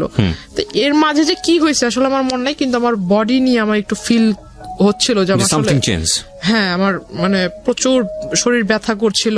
তখন আমি তাকে জিজ্ঞাসা করলাম যে আচ্ছা, আমি তো মানে আমি ওরকম কোনো হার্ড ওয়ার্কিং ও করি নাই, বা আমি তো শুধু খাটের উপরই বসে আছি, তো আসলে আমার মানে শরীরটা কেমন যেন লাগতেছে, যে আপনার কাছে যদি ব্যথার ট্যাবলেট থাকে আমাকে একটু দেন।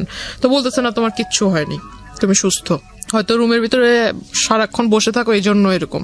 তো আমি বললাম যে রুমে যেহেতু সারাক্ষণ আপনি বলতেছেন আমি বসে থাকি, তাহলে আপনার ওখানে কোনো একটা কাজটা দেন, আমি ছোট ছোট মানে আপনাকে হেল্প করি, আপনার কাজে হেল্প করি। বলতেছে না, তোমার ওই রুমেই বসে থাকো। মানে আপনি তো নরমালি ছিলেন, আপনার কথা শুনে যেটা মনে হচ্ছে মেন্টালি নরমাল ছিলেন। লাইক আপনাকে তো এক জায়গায় ব্লক করে ফেলেছে, আপনার তো সামহাউ ফ্যামিলি ওখান থেকে এসকেপ করার কথা, ওইখান থেকে আপনার একটা আর্জি থাকা উচিত যে যে কোনো ভাবে হোক আমাকে এখান থেকে বের করো, বা এরকম কিছু একটা। না, এটা তাকে, ওই মহিলাকে তো অনেকবার কনভিন্স করেছি, প্লাস ওই মহিলার সাথে দেখা করার জন্য ওনাদেরই দলের কিছু লোক এসেছে, মানে এটা দেখার জন্য যে আসলে ওই লোক আমাকে কেনই বা আনছে এখানে, এনে এখানে রাখছে। মানে তাড়াতাড়ি, মানে যে মহিলাটার বাসায় রাখলো ওই মহিলার সাথে ওই লোকের খুব ভালো রিলেশন, আবার ওই লোকের অগোচরে, ওই ব্যক্তির অগোচরে ওই মহিলা আবার তাদেরই দলের, যে তাদের যে রাজনৈতিক দল, ওই দলের মানুষদের সাথে ওই লোকের ব্যাপারে খারাপ আলোচনা করতেছে। এটা আমি আমার রুম থেকে শুনছি, বাইরে যারা কথা হচ্ছে। তখন আমাকে হঠাৎ ডাকলো সবাই, ডাকার পর আমাকে বলতেছে আচ্ছা, আপনার ভিতরে এমন কি দেখে সে এত পাগল হয়েছে? আসলে কি আপনাদের জমি জমার জন্য কি আপনাকে বিয়ে করা, নাকি আপনাদের সাথে আসলে ভালোবাসার কোনো সম্পর্ক আছে? তখন আমি তাদেরকে ফুল ডিটেলস বলি। তো আমি বললাম যে দেখেন, পারলে আমাকে একটু মানে একটু উপকার করেন, হয় আমার বাড়ির লোকের সাথে কথা বলায় দেন, আর না হয় আমাকে আপনারা একটু নিজ দায়িত্বে বাড়িতে পৌঁছায় দেন। এর বিনিময়ে যদি টাকা পয়সা চান, আমি চেষ্টা করবো আমার বাড়ি থেকে নিয়ে দেওয়ার জন্য।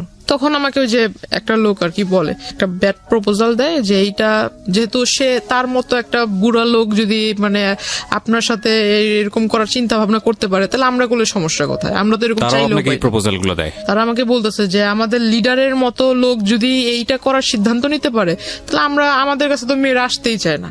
আমরা কি ভুল করছি? আমরা কেন এরকম পাই না? তো আমাকে সে ব্যাড প্রপোজাল দেয়। তখন আমি আসলে বুঝতে পারি যে আসলে এও হলো ওই কোয়ালিটিরই মানুষ, মানে স্কিপ করার কোনো রাস্তা নাই।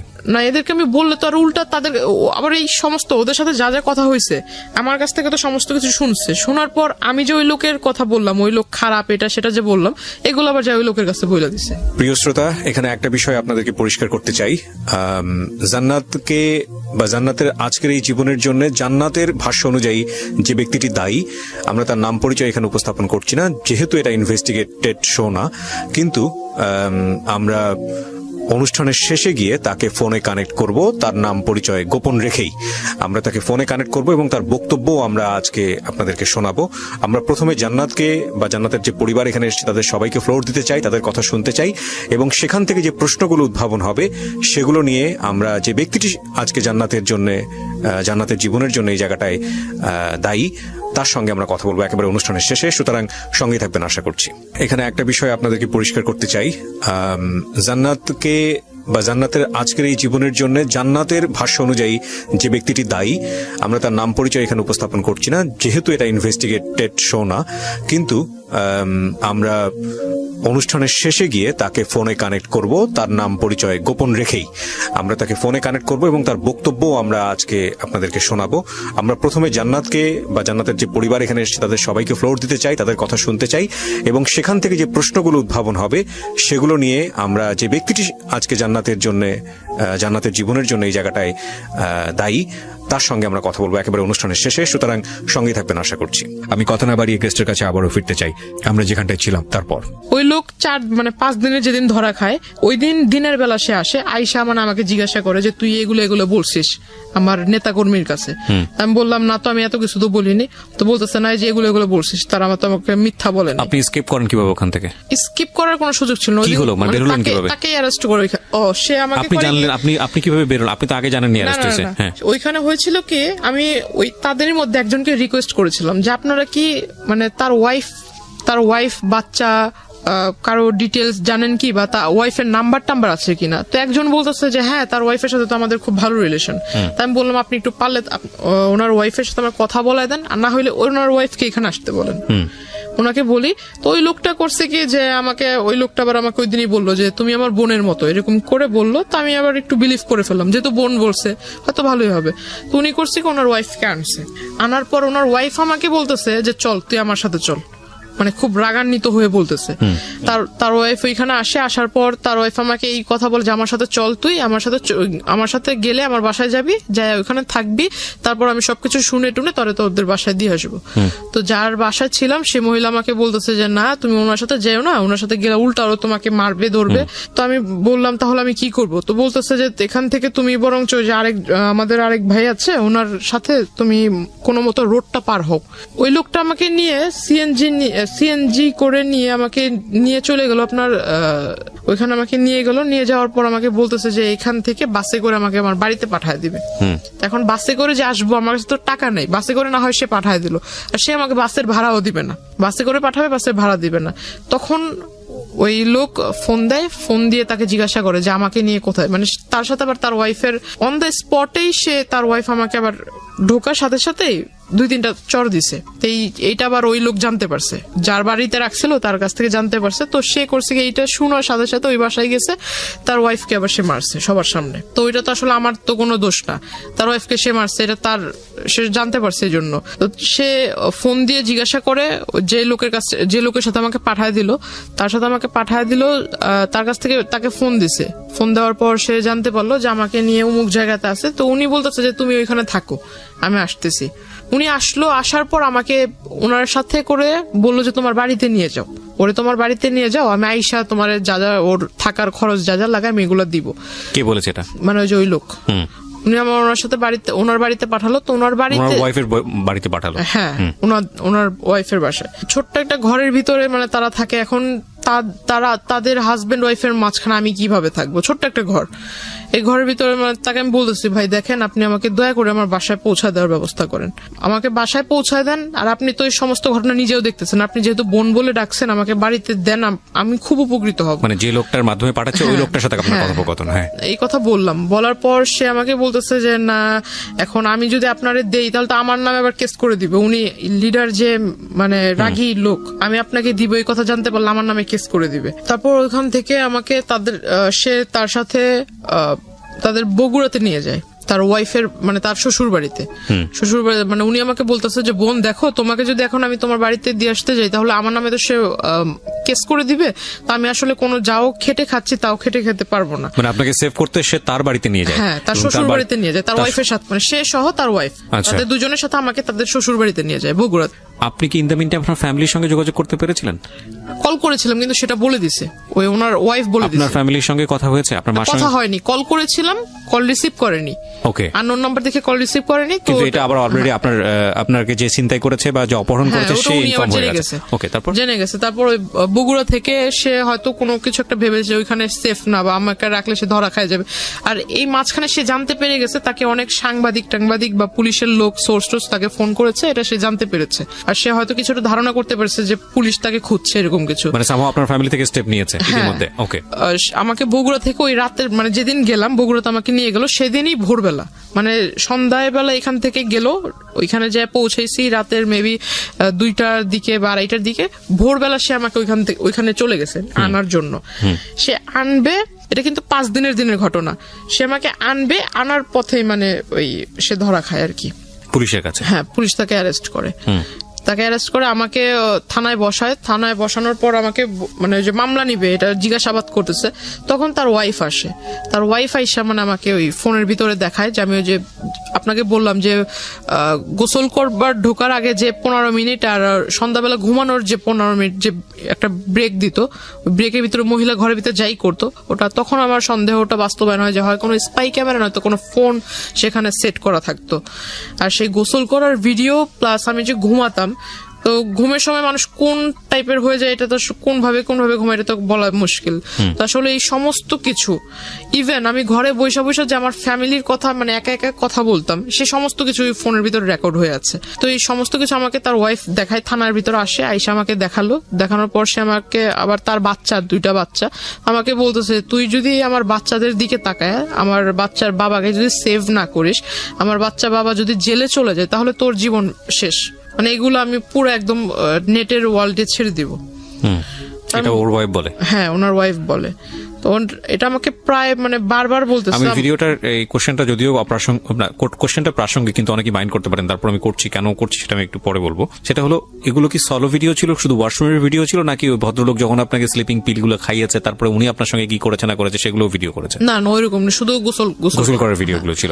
আমি প্রশ্নটা এই কারণেই করেছি যে এটা যদি সলো ভিডিও হয় তাহলে ডেফিনেটলি এটা যদি সে ওখানে ছাড়ে, সলো ভিডিও না যে কোনো ভিডিও যদি উনি ছাড়ে ইন্টারনেটে, যেটা ওনার ওয়াইফ আপনাকে থ্রেট করেছে বা এরকম কোনো কিছু করেছে। আচ্ছা, আপনি আজকালকার যুগের একটা মেয়ে, আমি প্রশ্নটা মানে একটু রাগেই করছি আপনাকে, আপনি কি জানেন না বাংলাদেশে সাইবার ক্রাইম নামে একটা আইন আছে? এটা নিয়ে আমাকে আসলে পরে এটা নিয়ে অনেকেই আমাকে অনেক কথা শুনেছে, এবং এটা কত শক্তিশালী আইন এটা আপনি জানেন? কিন্তু আমার জন্য আসলে যে আমি আপনাকে বললাম না যে আমি কারোর সাথে মিশি নাই, কাউকে ফ্রেন্ড করি নাই, কারোর সাথে নিজের কথাগুলো শেয়ার করতাম, এটা আমার একটা বড় খারাপ পয়েন্ট ছিল। পৃথিবীতে কারো মানে বাংলাদেশে কারো বাবারও সাধ্য নাই, যদি কথাটা এভাবে বলাটা উচিত না, যে কোনো মেয়ের বা কারো কোনো পার্সোনাল ইস্যু ভিডিও করে সেটা ইন্টারনেটে ছেড়েছে এবং তারপরে যে ভিকটিম হয়েছে সে যদি খালি মামলা করে এবং সে যদি কোনো আইনি স্টেপ নাই, এটা কারো মানে বললাম তো, এটা মানে কারোর সাধ্য নাই যে সেটাকে তার হাত থেকে বাঁচায়। কারণ অনেকেই মনে করে যে আমি অন্য কারো আইডি থেকে ছাড়বো, অন্য কারো থেকে ছাড়বো। এটার কিছু, এটাকে বলে মানে আইপি ট্র্যাক করে এটা ইজিলি বের করা সম্ভব, যেটা কে করেছে এটা বের করা কোনো ব্যাপারই না, এবং এটা খুব ইজিলি বের করা সম্ভব। এগুলো অহরহ উদাহরণ আছে ইন্টারনেটে, ফেসবুকে এরকম ঘটনা ঘটতেছে এবং তারা অ্যারেস্ট হচ্ছে। যাই হোক, তারপরে কি হলো? ওনাকে তখন মামলা লেখা হলো, আর উনি মানে থানার ভিতরে আপনাকে ভয় দেখাচ্ছে। আপনি তো চাইলে পুলিশকে তখনই ইনফর্ম করতে পারতেন। তখন মানে আসলে তো উনি আমাকে মানে শুধু সামনে এসে বলতেছে, অথচ আমার মা আমার সামনে আসতেছে, তখন আমার ভিতরে একটা ভয় কাজ করতেছে। আমার মা সামনে এসে আমাকে বুঝাইতেছে যে তুই ভয় না পেয়ে যা ঘটছে সেটা বলে ফেল। আসলে আমার ভিতর চিন্তা যে এই মহিলা যেভাবে বলতেছে, এখন এটা যদি সবার কাছে দেখায়, এখন একটা মেয়ের কাছে তো তার মানে শুধু মেয়ে না, যে কোনো মানুষের কাছে তার সম্মান অনেক ইম্পর্টেন্ট। হ্যাঁ, এখন এটা যদি আমি যে এলাকা থেকে বিলংস করি, এটা তো মানে অনেকটা গ্রাম্য এলাকার মতো, তো এখানে যদি এই জিনিসটা একবার ছড়ায় তাহলে তো আমার কথা নিলাম বাদ দিলাম, আমার ফ্যামিলিটা কি হবে? আর আমার মা তো এত বছর ধরে নানুর বাসায় আছে, আমার বাবার বাসায় থাকলে একটা আরেক কথা। ইনস্ট্যান্টলি আপনার জবানবন্দি নিয়েছে? ওই সময় আপনার জবানবন্দি নিয়েছে না পরে নিয়েছে? মানে যে কোর্টে যে নেয়, কোর্টে তো অনেক পরের বিষয়। থানাতে কি হয়েছে আপনি সেটা বলেন? থানাতে মামলা হয়। হ্যাঁ, থানাতে মামলা হয় যে আপনার আমার যে কি বলে মাইনর, হ্যাঁ, ওই যে নারী ও শিশু, মানে তখন তো আমার বয়সটা হয়নি। হ্যাঁ, নারী ও শিশু নির্যাতন আইনে মামলা হয়, অপহরণ মামলা, এটার মামলা হয়। মামলা হওয়ার পর তাকে থানাতে সারা রাত্র রাখা হয়, পরের দিন তাকেও কোর্টে মেবি পাঠানো হয়, আর আমাকেও পাঠানো হয় আপনার যে হসপিটালে, বগুড়া কোর্টে। না, আপনাকে অ্যারেস্ট করেছে কোথায়? অ্যারেস্ট করেছে ঢাকাতে। অ্যারেস্ট করেছে, ওকে। তো আপনি ছিলেন তো বগুড়াতে? বগুড়া থেকে সে যখন ঢাকায় নিয়ে আসছে ওই দিনই, নামার পরে ঢাকাতে ল্যান্ড করার পরে, ওকে, ল্যান্ড তো না, ঢাকাতে আসলে আসার পরে। হ্যাঁ, তো আমাকে মানে কোর্টে নিয়ে যায়, কোর্টে যে ডক্টরের যে চেকআপ গুলো থাকে ওখানে থাকে, তো ডক্টর আমাকে, মহিলা ডক্টর বলতেছে যেটা ঘটেছে সেটা বলবেন।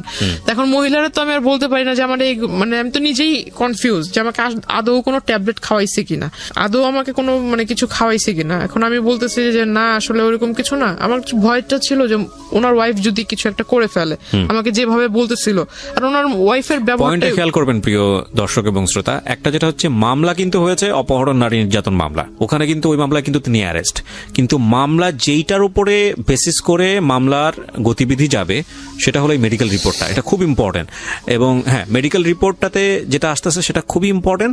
পাশাপাশি পারিপার্শ্বিকভাবে অনেক বিষয়ও লজিক্যাল ব্যাপার আছে, যে না ঠিক আছে তাহলে ওনাকে তুলে নিয়ে গেল কেন বা এরকম কেন করলো, সেগুলো গুলো আছে, কিন্তু মেডিকেল রিপোর্টটা খুব খুব খুবই ইম্পর্টেন্ট। সেখানে কি হয়েছে দেখেন, বলেন তারপর। আমি আসলে ওনার ওয়াইফের কথা চিন্তা করে আমি ভাবলাম যে যেহেতু আমি ওর সামনে ম্যাজিস্ট্রেট আমাদের পরিচিত ম্যাজিস্ট্রেট, কিন্তু ম্যাজিস্ট্রেট আমার কথা শুনে সে খুব রাগান্বিত হয়ে যায়। আমি যখন বলি সেও খুব রেগে যায় যে যেটা ঘটতেছে তুমি সেটা বলতেছো না কেন, তুমি অন্যভাবে কথা বলছো কেন। তো আমি এটা করলাম, করার পর মানে এখান থেকে তাহলে আমাকে তখন ওই একটা পুলিশ মানে যে মহিলাটা আমাকে মহিলা কনস্টেবল যে নিয়ে গেছিল সে আমাকে বলতেছে তুমি যে এই কাজটা করলে এখন এই লোকটা তো বেঁচে গেল, তোমার এই জবানবন্দির উপরে বেঁচে গেল। ওই জবানবন্দির উপরে যে সে আসলে জামিন পেয়ে যাবে, আমি ভাবছিলাম যে মানে যেটা হয়েছে আসলে ভালো তো হয়নি, কিন্তু আমারও তো হাত পা বাঁধার মতোই। মানে অন্য সবাই চিন্তা করতেছে যেটা হয়েছে, মানে তুমি মরে গেছো আবার মরার চিন্তা করতেছো কেন, সবাই আমাকে এইভাবে বলতেছে। তা আমার কথা হইতেছে যে বাবা যখন দেখবে, মা যখন দেখবে এই বিষয়টা, তখন কি ভাববে। ডিসিশন পাওয়ার পর আমরা নিজেদের যতটুকু যথাসাধ্য চেষ্টা করে যে আসামিকে অ্যারেস্ট করছি, তা আসামিকে অ্যারেস্ট করে লাভটা কি হলো। ডেফিনেটলি মানে ক্ষিপ্ত হওয়া উচিত, হ্যাঁ। আমরা নিজেরাই ক্ষিপ্ত হয়ে যাচ্ছি আপনার কথা শোনার পরে। খুব রেগে যায় তখন। আসলে আমি চুপচাপ ছিলাম, তখন আমাকে সে রাগ করে আমাকে বলতেছে যে ওরে বাড়িতে দিয়েও লাভ নাই, এর থেকে বোঝা যাইতেছে যে আসামির সাথে ওর ভালো কম্বিনেশন আছে। ইউ ডোন্ট ডিজার্ভ ইট, প্রথম কথা হচ্ছে এটা, কারণ আপনি এত বড় রকমের ভুল করেছেন, আনথিঙ্কেবল। ওকে, তারপর তখন আর আমাকে মানে কেউ পাত্তা দিচ্ছিল না, কেউ দাম দিয়ে কথা বলছিল না, কেউ আমাকে মানে কোন একটা ভালো কিছুর জন্য বলছিল না, সবাই যেন এরা চলতো। 4 মাস না 5 মাস পর সে জেল থেকে বের হয়, বের হওয়ার সাথে সাথে আমার মামির সাথে কন্ট্যাক্ট করে। আমার মামির সাথে মানে একটা ভালো রিলেশন তৈরি করে ফেলে, মামির কাছে এই পিকচার গুলা পাঠায়, মামি আমাকে এই পিকচার গুলো দেখায়। মামিকে পিকচার কি নেটের মাধ্যমে পাঠিয়েছে নাকি মেইল করে? মেসেঞ্জারে উনি পাঠিয়েছে। সেটা তো নেটে ছাড়া হলো না, হ্যাঁ। ব্যক্তিগতভাবে আদান প্রদান হয়েছে, কিন্তু নেটে ছেড়েছে আপনি নিশ্চিত হয়েছেন কিভাবে? এটা তো মামির ফোন থেকে, মানে ওনার যে আপনার আইডি খুলে যে ওইটাতে ছাড়ছে সেটার লিংক মামিকে দিয়েছে, আইডির লিংকটা মামি আইডিতে ঢুকে পিকচার উনি দেখছে, দেখার পর আমাকে দেখাইছে। তখন আমি সুইসাইড করার আর কি মানে প্ল্যানটা করি। তখন থেকে মানে সে করে কি ওই যে ওই পেপারস গুলা দিয়ে অভিযোগ করে 13টা জায়গাতে পেপারসগুলোতে আপনার সাইন নিয়েছিল। অভিযোগ করার পর আস্তে আস্তে মানে যে আপনার বাড়িতে র্যাব, তারপর পুলিশ, ডিবির লোক দিনে 3-4 বার করে কি ছিল পেপারসগুলো? আমি আমার বাড়ির লোকের হয়ে অভিযোগ করেছি যে আমার বাড়ির লোকগুলা মাদক ব্যবসার সাথে জড়িত, প্লাস আমার সাথেও বাজে কাজ করায়, আমাকে ফোর্স করে। ও কি চাচ্ছিল? মানে যে লোকটা আপনাকে এভাবে জোর করে নিয়ে সংসার করবে, ও সামহাও আপনাকে লাইফ লাগবে, যেহেতু এত কিছু হয়ে গেছে, এবং সে প্ল্যান ছিল আর কি। ওকে, তারপরে কিডন্যাপ করলো আপনার বোনকে। আমার বোনকে কিডন্যাপ করার পর আমার বোনকে নেওয়ার সাথে সাথে আপনার খুব মানে আমাদেরকে তো কল দিচ্ছে, আমাকে কল দিচ্ছে বারবার, যে বলতেছে যে তুই যদি না আসিস তাহলে তোর বোনকে আর দেখতে পারবি না। বোনটা তখন 2 বছর, মানে 2 বছর বেবি, কত ছোট, তো ওকে আসলে খুব মারতেছিল, সেটা আমিও শুনতেছিলাম। ফোন লাউডে ছিল, প্লাস এটা আসলে ওই ট্র্যাক করা হচ্ছিল, প্রশাসনের লোক ট্র্যাক করতেছিল যে যা কথা হচ্ছিল। তো আমার বোনকেও চর দিছে, আমার বোনকে নিচে ফেলে আমার বোনের মাথার উপর বুট জুতো দিয়ে মানে কি বলো ওটাকে মানে চাপ দিচ্ছিল। আমি প্রিয় দর্শক এবং শ্রোতা, এই পার্টটাতে ওনার যে ছোট বোন এবং ওনার মা দুজনই স্টুডিওর বাইরে আছে, আমরা দুজনকে এখানে হাজির করছি, এবং ভিডিও পার্টে আমরা ওনার বোনের ফেসটা আমরা দেখাবো না, এবং যেহেতু ওনার অপ্রাপ্ত বয়স্ক, আমরা একটু নিয়ে আসতে চাই, আমরা একটু ওনাদের কাছ থেকেও জিজ্ঞাসাবাদ করতে চাই আসলে কি, বিশেষ করে ওনার ছোট বোনকে জিজ্ঞাসাবাদ করতে চাই। কি নাম তোমার? হীরা। আচ্ছা, হীরার বয়স হচ্ছে 4 বছর। ওকে যখন এটা করা হয়েছিল তখন 2 বছর বয়স আপনি বলছিলেন, তাহলে তোর মনে থাকার কথা না? তারপরেও আমি টুকটাক ওর একটা আমাদের একটা প্লাস পয়েন্ট ছিল, আমাদের জন্য না, এটা প্রশাসনের জন্য প্লাস পয়েন্ট ছিল, যে প্রশাসন ওকে উদ্ধার করে, সেই প্রশাসনের কাছে ও যখন উদ্ধার করছে ওই অন দ্য স্পটে আসামিকে অ্যারেস্ট করার সাথে সাথে মানে ও কিন্তু ওকে যখন জিজ্ঞাসা করছে বাবু তোমার সাথে কি করছে, তখন মানে ও সমস্ত কিছু বলে। সেটা তো আমি মামলার চার্জশিটে মামলা যেটা হয়েছে আমি সেখানে দেখলাম, নিজের মুখে বলছে। হ্যাঁ, মামলাতে কাগজপত্র আছে, দেখে আমি কিছু পাই নাকি। তোমার কি মনে আছে হীরা যে 2 বছর আগে কি হয়েছিল, কে তোমাকে কোথায় নিয়ে গিয়েছিল, মনে আছে? ঘুরান দিছিল, মানে ঘুরাইছে, পা ধরে ঘুরাইছে। ও পা ধরে ঘুরিয়েছে। চিন্তা তুমি লোকটাকে? কানা। হ্যাঁ, ওর নাম আর কি ও কানা বলে। কানা বলো তুমি ওকে? আচ্ছা, তো কোথা থেকে নিয়ে গিয়েছিল তোমাকে? আমি খেলতেছিলাম, তারপরে আমার নিয়ে দিচ্ছিল। তোমাকে নিয়ে গিয়েছিল কি বলে নিয়ে গিয়েছিল? কইছে কি আমারে মারবে তোমাকে, ধরে নিয়ে গেছিল। কি করেছে তোমাকে? ঘুরিয়েছে, আর কি করেছে তোমার সাথে? পাউদে ঘুরান দিছে, থাপ্পড় মারছে। ওহো, তারপরে তুমি বাসায় আসলা কিভাবে? বাসায় আমার নানা আয়না দিয়েছে। আচ্ছা, কিভাবে উদ্ধার হয়েছিল আমাকে একটু বলেন তো, আপনি আচ্ছা, বলেন। যে ওকে মানে আমাকে ওই লোক বলছিল যে তোর বোনকে যে আমি যে নিয়ে আসছি, যেভাবে নিয়ে আসছি, যে মাধ্যমে নিয়ে আসছি, এখন ওর মুক্তিপণ হিসেবে যেটা চাই সেটা হলো তুই। না, আমি বুঝতে পেরেছি, আমি রেজাল্ট জানতে চাচ্ছি। তো আপনি তাহলে কি করলেন? ওনার কথায় কনভিন্স হয়েছে না? হ্যাঁ, আমার কথা শুনে আমার মনে হলো যে যেহেতু আমার কারণে সে এত কিছু করতেছে, আর আমাকে পাওয়ার পর যদি সে আসলে এগুলো না করে, এগুলো থেকে যদি বিরত থাকে, তাহলে আমি আমার বোন এবং মাকে ভালো রাখার জন্য, যাতে আমার কারণে তাদের সমাজের লোকের কাছ থেকে কিছু না শুনতে হয়, আমি এই জন্য এতটুকু স্যাক্রিফাইস করব। যেহেতু আমার লাইফের লেখাপড়ার ইচ্ছা ছিল, লেখাপড়াটা শেষ হয়ে আমি গেছে। কোনো ব্যাখ্যাতে যাচ্ছি না। তারপর আপনি কি করলেন? তারপর আমি আসলে যাই, যান। ওনারা সবাই মিলে বসে একটা স্ট্যাম্পের মাধ্যমে, স্ট্যাম্পে লিখিত হয় যে ও আমাকে এই দিবে সেই দিবে, মানে জমি টমি দিবে, হাবিজাবি লিখে আমাকে ওর হাতে দেয়। এখানে একটা কথা বলে রাখি, যারা শ্রোতা এবং দর্শক আছেন, এখানে আমরা খুব সচেতন ভাবে উনি যার সম্পর্কে কথাগুলো বলেছে তার পরিচিতি আমরা রিভিল করিনি, because this is not investigative show. এবং শুধু এটাই না, উনি যাকে মামা বলছেন বা যাদের আশেপাশে যে লোকজনের কথা আছে, they are highly background in our society, very very high background. এখানে আপনি বললে অবাক হয়ে যাবেন যেখানে কারা কারা ওনার সঙ্গে জড়িত। হ্যাঁ, মানে এমন কেউ নাই প্রশাসনের টপ লেভেল থেকে শুরু করে, মানে রাজনীতিবিদ থেকে শুরু করে ওনার আত্মীয় স্বজন, বাট আমরা কারোর পরিচয় রিভিল করিনি। বাট আমি কথাটা এই কারণেই বলছি যে এইরকম একটা ব্যাকগ্রাউন্ডে থাকার পরও একটা মেয়ে এই পরিমাণ ভিকটিম হতে পারে আমাদের সোসাইটিতে, that is quite unthinkable to me. মানে আমি ভাবতে পারতেছি না এই কারণে যে মানে এতটা কিভাবে সম্ভব, বলেন। তারপর আমি ওখানে যাই, যাওয়ার পর দেখলাম, আমি যেদিন থেকে গেলাম, যাওয়ার পর দেখলাম যে একদম সে আর আগের মতো নাই, সে একদম ভালো না। আমি যতদিন ছিলাম ততদিন আর কোনো সমস্যা নেই। কতদিন ছিলেন? আমি ওখানে 15 দিন ছিলাম। তারপরে ব্যাক করলেন কেন? ব্যাক করার কারণ হলো, সে 15 দিনের ভিতরে তার সাথে আমার এমনি কোনো গ্যাঞ্জাম হয়নি, শুধু গ্যাঞ্জাম হতো এটাই, সে বারবার আমাকে বলতো যে তোর বাড়িতে কল দে, আমি তোর বাড়ির লোকের সাথে কথা বলবো, তোর বাড়ির লোককে আমাকে মেনে নিবে, আমাকে মেনে নিতে হবে। 65 বছরের একজন বৃদ্ধ লোক, সে বারবার আমাকে এটাই বলতো। এবং আপনি হচ্ছেন তখন 17-18 বছর বয়স। হ্যাঁ, আর আমাকে বারবার এক কথা বলতো যে তোরে যদি আমি না পাই, আমি যেভাবে চাই সেভাবে যদি না পাই। মোস্ট কমন ওয়ার্ড, যারা ক্রেজি হয় ছেলেরা তাদের এটা খুব না, কম। না, যে তোরে acid যদি আমি না মারবে, পাই এটা- অ্যাসিড মারবো বা হ্যাঁ। অন্য কারো হতে দিব না, কমন ওয়ার্ড। আপনি ছেলেরা কমন ওয়ার্ড কিভাবে বলবেন? সাথে অ্যাসিড নিয়ে আসছে হাতে করে, ওকে, সাথে করে অ্যাসিড নিয়ে আসছে। আচ্ছা, মামা আমাকে বাসায় যেতে বললো, বাসায় চলে যাই। বাসায় যাওয়ার পর আমি আসলে গেছি, তার পরের দিনই আমার নামে মামলা করে যে আমি তার বাসা থেকে আসার সময় জিনিসপত্র চুরি করে নিয়ে আসছেন। হ্যাঁ, তার জমি জমার টাকা পয়সা, তার পাসপোর্ট, তার নাকি ট্রান্সপোর্টের লাইসেন্স। বাংলাদেশে এই মামলা অসংখ্য মেয়ের নামে করে যখন এই যে বাসা থেকে চলে আসে। এই একটা মামলায় আছে, এটাই করা হয় এই শুধুমাত্র কিছুদিন হ্যারাসমেন্ট রাখার জন্য। ডেফিনেটলি সেটা আপনার ভাগ্যে হয়েছে আমার যেটা মনে হয়। তারপর আপনি অ্যারেস্ট হয়েছেন। হ্যাঁ, আমি যখন মানা করি যে আমি ওই লোকের সাথে যাব না, তখন তারা আমাকে কোর্টে পাঠিয়ে দেয়, এবং আমার নানা ওর সাথে ছিল, নানাকেও তারা কোর্টে পাঠিয়ে দেয়। আমার নানা চলে যায় কেরানীগঞ্জের জেলে, আর আমি চলে যাই ওই যে। আপনার নানাও জেলে চলে যায়? হ্যাঁ, নানা ছিল 2 দিন, কারণ নানাকে আর আমাকেই নি, স্যার কাউকে নেয়নি। মানে আসামি করেছে আপনাদের দুজনকেই। তো যাই হোক, আপনি কতদিন ছিলেন জেলে? আমি 3 দিন ছিলাম। আর আপনার নানা ছিল 2 দিন। তারপর আপনাদেরকে জামিনে বের করে গে? হ্যাঁ, না, আমার নানি বের করে। আপনার মার সাথে একটু কথা বলবো আমি। হ্যাঁ, আপনার মাকে আপনি দিবেন, উনি ইশারায় কথা বলুক, আপনি আমার হয়ে কোশ্চেনগুলো ওনাকে করেন, তাহলে উনি যদি অ্যান্সারটা বলবে, ওটাও আপনি দুভাষী হিসেবে কাজ করেন, ওটা আপনার কাছে রাখেন। আমি একটু আপনার সঙ্গে কথা বলতে যাচ্ছি, সেটা হলো যে আপনার মেয়ে যে এত কিছু করেছে, মানে এত ঘটনা ঘটেছে, এখন মেয়েকে নিয়ে কি চিন্তা করছেন? কিছু বলতে চান আপনি? বোঝান তো। আচ্ছা, আমার মা বলতেছে যে আমার গার্ডিয়ান হিসেবে আমার বাবা মা না, আমার নানা নানি হলো আমার মেন গার্ডিয়ান।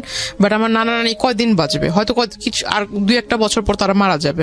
তো মারা যাওয়ার পর আমার গার্ডিয়ান হিসেবে কে থাকবে? কেউ থাকবে না। কিন্তু আমার বোনের গার্ডিয়ান দিক থেকে যদি আমি বলি, আমার মা বাবা কিন্তু আমার বোনের গার্ডিয়ান না, এখন আমি হলাম ওর গার্ডিয়ান না। আমাকেই আমার মা বাবার ভূমিকাটা পালন করতে হবে। বাবা থাকতেও নাই, মূল কথা যে বাবা থাকতেও নাই আসলে। হ্যাঁ, তো এখন আমার ওই বোনটার ক্ষেত্রে মানে আমাকেই অভিভাবক হিসেবে থাকতে হবে। তো এখন আমি তো হলাম একা। আমার যদি মানে এখন বিয়ে হয়ে যায়, আমার মা মানে যেটা বেশি ভাবতেছে, যদি আমার বিয়ে না হয় তাহলে আমি আমার মাকেই বা দেখবো কিভাবে, বোনকে দেখবো কিভাবে? কারণ বোনের প্রতি আমার বাবার একটা আকর্ষণ, যেটা আপনার মা ভাবছে, এটা আপনার মা ভাবছে। আমার বোন। আচ্ছা, আমার হয়ে এই প্রশ্নটা একটু তাকে করেন। সেটা হলো যে আপনার মার কি এটা ভাবা উচিত না, মানে যে বিয়ের আগে অন্তত লেখাপড়া করে আপনাকে একটা আপনার আয় রোজগারের নিজের পায়ে দাঁড়ানোর ব্যবস্থাটা করা উচিত? জিজ্ঞেস করেন ওনাকে। আচ্ছা, উনি মূলত চিন্তা করতেছে আমার সেফটির কথা, আর আমার সাথে জড়িয়ে আছে আমার মা এবং আমার বোন। তো উনি ভাবছে যদি আমাকে মানে আমার যদি এখন বিয়ে হয়, বিয়ের পাশাপাশি আমি লেখাপড়া করব, আর আমার লেখাপড়া মানে আমি যখন লেখাপড়া করবো আর আমার যদি বিয়ে হয়, তাহলে আমার হাজবেন্ড আমার মাকে এবং আমার মার ছেলে হিসেবে ছেলে হয়ে আমার মাকেও দেখবে, আমার বোনকে ভাই হয়ে দেখবে। এটা ওনার ওপিনিয়ন, আমি রেসপেক্ট করি, যে কোনো ওপিনিয়নই হোক না কেন। এটা সফল বাবা মায়েরই একটা বড় চিন্তা তার মেয়েকে নিয়ে। আপনার যে অতীতটা মানে দগদগে ঘা, সেটা আপনাকে সারাটা জীবন সাফার করাবে। এটা আপনাকে মেনে নিয়েই সামনে চলতে হবে, বিকজ আমরা চাইলে রাতারাতি সমাজটা চেঞ্জ করে ফেলতে পারি না। আমাদের সমাজের কিছু কিছু সমস্যা আছে, সেগুলো পরিবর্তন হয়তো বা হবে, কিন্তু এটা আপনাকে মেনেই সামনে আগাতে হবে। এখানে আমার কোশ্চেন, সমাজের লোককে এটা বোঝে না যে আজকে অন্যের মেয়ের সাথে এটা হয়েছে, কালকে তো আমার মেয়ের সাথে এটা ঘটতে পারে, তো আমি এগুলো কেন বলবো? ডেফিনেটলি সবার বোঝা উচিত, কিন্তু এটা আপনাকে মাথায় রাখতে হবে যে সমাজের আসলে খুব বেশি দায় এখানে নাই। আপনাকে নিয়ে কে কি চিন্তা করলো সেটা নিয়ে আপনি কি চিন্তা করছেন, সেখানে আপনার দায় আছে। হ্যাঁ, এখন সমাজের 100টা মানুষকে নিয়ে যদি আপনি চিন্তা করেন, আপনি তো স্বাভাবিক জীবনযাপন করতে পারবেন না। এই যে আমি রাস্তায় বের হয়েছি, কোন মানুষটা আমাকে কি মনে করছে, এই যে আজকে আমি গল্পটা বলে গেলাম, কালকে আমার দিকে কোন লোক কিভাবে তাকাবে, এত কিছু মনে করলে তো কোনোদিন জাস্টিস আসবে না। So you have to speak. না, আপনি আজকে বললেন বলে কালকে আরেকটা মেয়ে এসে সাহস করে বলার সুযোগ পাবে, এবং যখন আপনারা বলা শুরু করবেন তখন এই কালপিটগুলো কিন্তু থামবে। রাইট? সো আপনাকে বলতে হবে, আপনার অধিকারের জন্য আপনাকে বলতে হবে। এবং আমি মনে করি আপনি আজকে বলেছেন, অসংখ্য মেয়ের মুখপত্র হয়ে বলেছেন, কারণ একটা মেয়ে আমাদের পরিবারে, আমাদের সমাজে, আমাদের বিভিন্ন জায়গা থেকে যে পরিমাণ নির্যাতনের শিকার হয়, এটা আসলে ভয়ঙ্কর, এবং সেই জায়গাটা থেকে আমাদের সবারই সাপোর্ট করা উচিত তাদেরকে। যেটা আমি অনুষ্ঠানের শুরুতেই বলেছিলাম প্রিয় শ্রোতা, যে আমরা যে ব্যক্তিটি আজকে জান্নাতের এই জীবনের জন্য দায়ী, যার কথাটি এখানে বারবার এসছে, তাকে আমরা ফোনে এখানে কানেক্ট করছি, এবং আপনাদেরকে শুরুতেই বলেছি যে তার নাম পরিচয় আমরা এখানে ফ্ল্যাশ করব না। এই অনুষ্ঠানের প্রেক্ষাপটে কেউ যদি স্বেচ্ছায় এসে অন্যান্য কোনো মিডিয়াতে এসে বলে যে আমি সেই ব্যক্তিটি, সেটার দায় অনুষ্ঠানের না, কিন্তু আমরা আমাদের অনুষ্ঠানের প্রেক্ষাপটে নাম পরিচয় ফ্ল্যাশ না করি তাকে কানেক্ট করছি।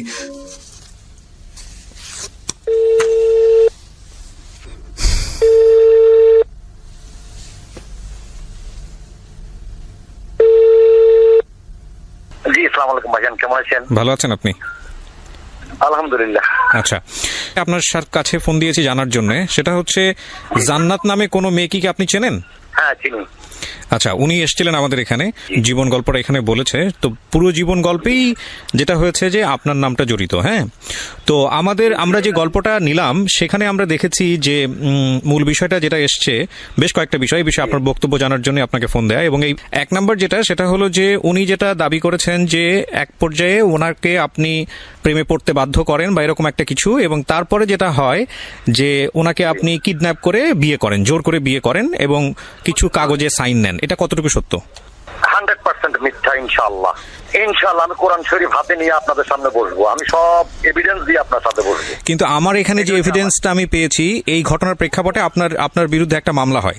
হ্যাঁ, ওই মামলাটাতে সে 22 ধারা কি জবানবন্দি দিয়েছে, ওইটা কি দেখছেন? না, জবানবন্দির চাই আমার হাতে যে চার্জশিটটা আছে, সেই চার্জশিটে আমি যেটা দেখতে পাচ্ছি, এখানে চার্জশিটে আপনাকে দোষী প্রমাণ করা হয়েছে।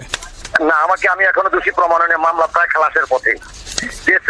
যে তাকে যে অপহরণ করা হয়েছে, সে যে বলছে, এবং সে যে 22 ধারায় জবানবন্দি মাননীয় বিজ্ঞ আদালতে সম্মানিত ম্যাজিস্ট্রেট সাহেবের কাছে দিয়েছেন, ওই 22 ধারার কাগজটা তাকে দিতে বলেন। ওইখানে সেই যে প্রমাণ করে গেছে যে আমি তাকে কিডন্যাপ করি নাই। তারা তো শুধু তাদের কথাগুলোই বলছে, কিন্তু তারা মিথ্যা কথাগুলো বলছে। তো যেই জিনিসগুলো আমার হাতে এসছে প্রমাণের জায়গা থেকে, একটা হচ্ছে কিছু তদন্ত রিপোর্ট। প্রথম যে মামলাটা হয়েছিল আপনার, উনি যে মামলাটা করেছিলেন, সেই মামলায় আমি যেটা দেখতে পাচ্ছি, যে চার্জশিটটা দেওয়া হয়েছে, সেই চার্জশিটে স্পষ্টভাবে বলা হয়েছে যে আপনি ওনাকে কিডন্যাপ করেছেন। এবং এর পরবর্তী বক্তব্য আপনার যেটা, আপনি যেটা বলছেন যে 22 ধারা বা মামলা ডিসমিসের পথে আছে, এটা হচ্ছে আপনার বক্তব্য, তাই তো? হ্যাঁ, 22 ধারা সে বিজ্ঞ আদালতে যে জবানবন্দি দিয়েছে, ওই ধারাতে বলছে আমি তাকে অপহরণ করি না, সে স্বেচ্ছায় আমার সাথে গিয়েছে। আচ্ছা, এটা হচ্ছে এই প্রেক্ষাপটে আপনার বক্তব্য, কিন্তু আপনি কোর্টকে রেফার করছেন। 1 2 নম্বর যেটা, সেটা হচ্ছে আপনার বিরুদ্ধে আরো একটি মামলা হয়। সেই মামলাটা হচ্ছে তার যে ছোট বোন, তার বয়স এখন বোধ, তার ছোট বোনকে অপহরণ করেন আপনি, এবং তাকে পাওয়ার জন্য, তাকে করার জন্য, মানে জোর করে পাওয়ার জন্য। সেই সময় আপনার তার সাথে যে ফোনের কথোপকথন, সেই কথোপকথন লিখিত আকারে এখানে আছে। এবং আমি যেটা দেখতে পাচ্ছি, সেই মামলারও একটা চার্জশিট হয়েছে, সেই চার্জশিটে স্পষ্ট করে বলা হয়েছে যে আপনি অপহরণ করেছেন, আপনাকে অন স্পট ধরা হয়েছে, এবং আপনি এটার অপরাধী। কি বলার আছে এটার প্রেক্ষাপটে? এই প্রসঙ্গে তার মামা, তাদের স্থানীয় ইউনিয়ন পরিষদ চেয়ারম্যান একটা বৈঠক করে বিচার করে আমাদেরকে মীমাংসা করে দিয়েছেন। কেমন? মীমাংসা করে দেওয়ার পরে তিনি 10 মাস 10 দিন পরে আবার আমার কাছে চলে আসতেন যে আমি সংসার করব। এই প্রতিমধ্যে তার মামা, তার নানি এবং তার মা, তার নানা, তার মামি, তার মামা এবং সে প্রায় আমার সাথে যোগাযোগ করতো টেলিফোনে। আমি বললাম যে না, যেটা একেবারে শেষ হয়ে গেছে ওটা নিয়ে আমি আর মাথা কামাইতে রাজি না। যেটাতে বিচার হয়েছে সম্মানিত চেয়ারম্যান সাহেব, মাননীয় চেয়ারম্যান সাহেব বৈঠক করে এটা মিনিমাইজ করে দিয়েছেন, ওটাতে আমি আর যেতে রাজি নই। তখন সে বললে যে তুমি যদি আমাকে না নাও আমি তো কলঙ্কিত হয়ে গেছি, আমার মা বাবা, আমি নানার বাড়িতে থাকি, আমার কোনো পরিচয় নাই। এখন আমার নানি আমাকে প্রথম যে মামলাটা, ওই মামলাটাও সে জেলে ছিল, ওই মামলায় সেও জেলে ছিল 16 দিন, আমি ছিলাম 21 দিন। আমারটা যখন তার এইজ প্রমাণ করে দিল আমার বউ বা আমার ছেলেমেয়েরা বা আমার লোকজনে, তখন মাননীয় আদালত আমাকে জামিন দিয়েছে। এজাহারে তার মামা তার ওই ছোট বোনকে নিয়ে আমার কাছে এসে বললেন যে তুমি একে রাখো, জান্নাতকে বা আমার মাকে ফোন দাও, জান্নাত চলে আসবে। মেয়ের জ্বালায় আমরা অস্থির, মেয়ে হয়ে গেছে, মেয়ে চরিত্রহীন। আমি বললাম যে না মামা, এটা কি বলেন, আমার পক্ষে এটা সম্ভব নয়। এজাহারে তার মামার নাম ছিল, কিন্তু চার্জশিটে তার মামার নাম বাদ দিয়ে সেখানে আমার নাম দিয়েছে। একজনও সাক্ষী দিতে আসে না, কোনো মামলাকে সাক্ষী দিতে আসে না। আচ্ছা, সবশেষে আমি আপনার নিশ্চয়ই আপনার বলার অনেক কিছু আছে, আমি আপনাকে বলার জায়গা থেকে আমি এই জায়গাটা থেকে আমি মনে করি আপনার বলতে দেওয়া উচিত, কিন্তু আমি শেষমেশ যে প্রশ্নটা করতে চাই মানবিক জায়গা থেকে, আমি প্রথম যে ব্যাপারটা আমি আপনাকে পরিষ্কার করি, আমাদের অনুষ্ঠানের উদ্দেশ্য আপনি দোষী না জান্নাত দোষী সেই বিষয়টা প্রমাণ করা না। হ্যাঁ, আমাদের অনুষ্ঠানের উদ্দেশ্য হচ্ছে যে এই রকম একটা অসম প্রেম বা জান্নাত যে কথাগুলো বলেছে বা আপনি আপনার পক্ষ থেকে যে কথাগুলো বলেছেন, মূলত ক্ষতি দুইজনেরই হয়েছে, রাইট? আপনারও ক্ষতি হয়েছে, তারও ক্ষতি হয়েছে। সো এই ক্ষতির বিষয়টা মানুষ জেনে মানুষ যাতে সচেতন হয়। আপনাদের দুজনের কারো দিকে আঙ্গুল তোলা আমাদের অনুষ্ঠানের উদ্দেশ্য না। অনুষ্ঠানের মূল জায়গাটা হচ্ছে মানুষকে সচেতন করা, এবং একই সাথে আপনাকে এটাও বলতে চাই যে আমাদের এই যে আমরা আপনাদের দুজনকে দেখিয়ে মানুষকে সচেতন করছি, আর যদি দোষী বা নির্দোষের ব্যাপারটা থাকে সেটা সম্পূর্ণ এখতিয়ার হচ্ছে কোর্টের। আমরা শুধু কিছু কাগজ পেয়েছি এবং আমরা মনে হচ্ছে যে আপনার বক্তব্যটা জানা উচিত, সে অর্থে আপনার বক্তব্যটা জানলাম। এবার আমি আপনাকে কিছু প্রশ্ন করতে চাই। প্রথম কথা হচ্ছে আপনার বয়স, আমি যেটা দেখলাম কাগজে কলমে এখানে 50 বলা হয়েছে, তো হ্যাঁ, তো এই যে 50 বছর বয়স বা যাই বলি না কেন, এইরকম একটা বয়সে থেকে পূর্বে স্ত্রী থাকা অবস্থায়, বাচ্চা থাকা অবস্থায়, এরকম একটা আন্ডার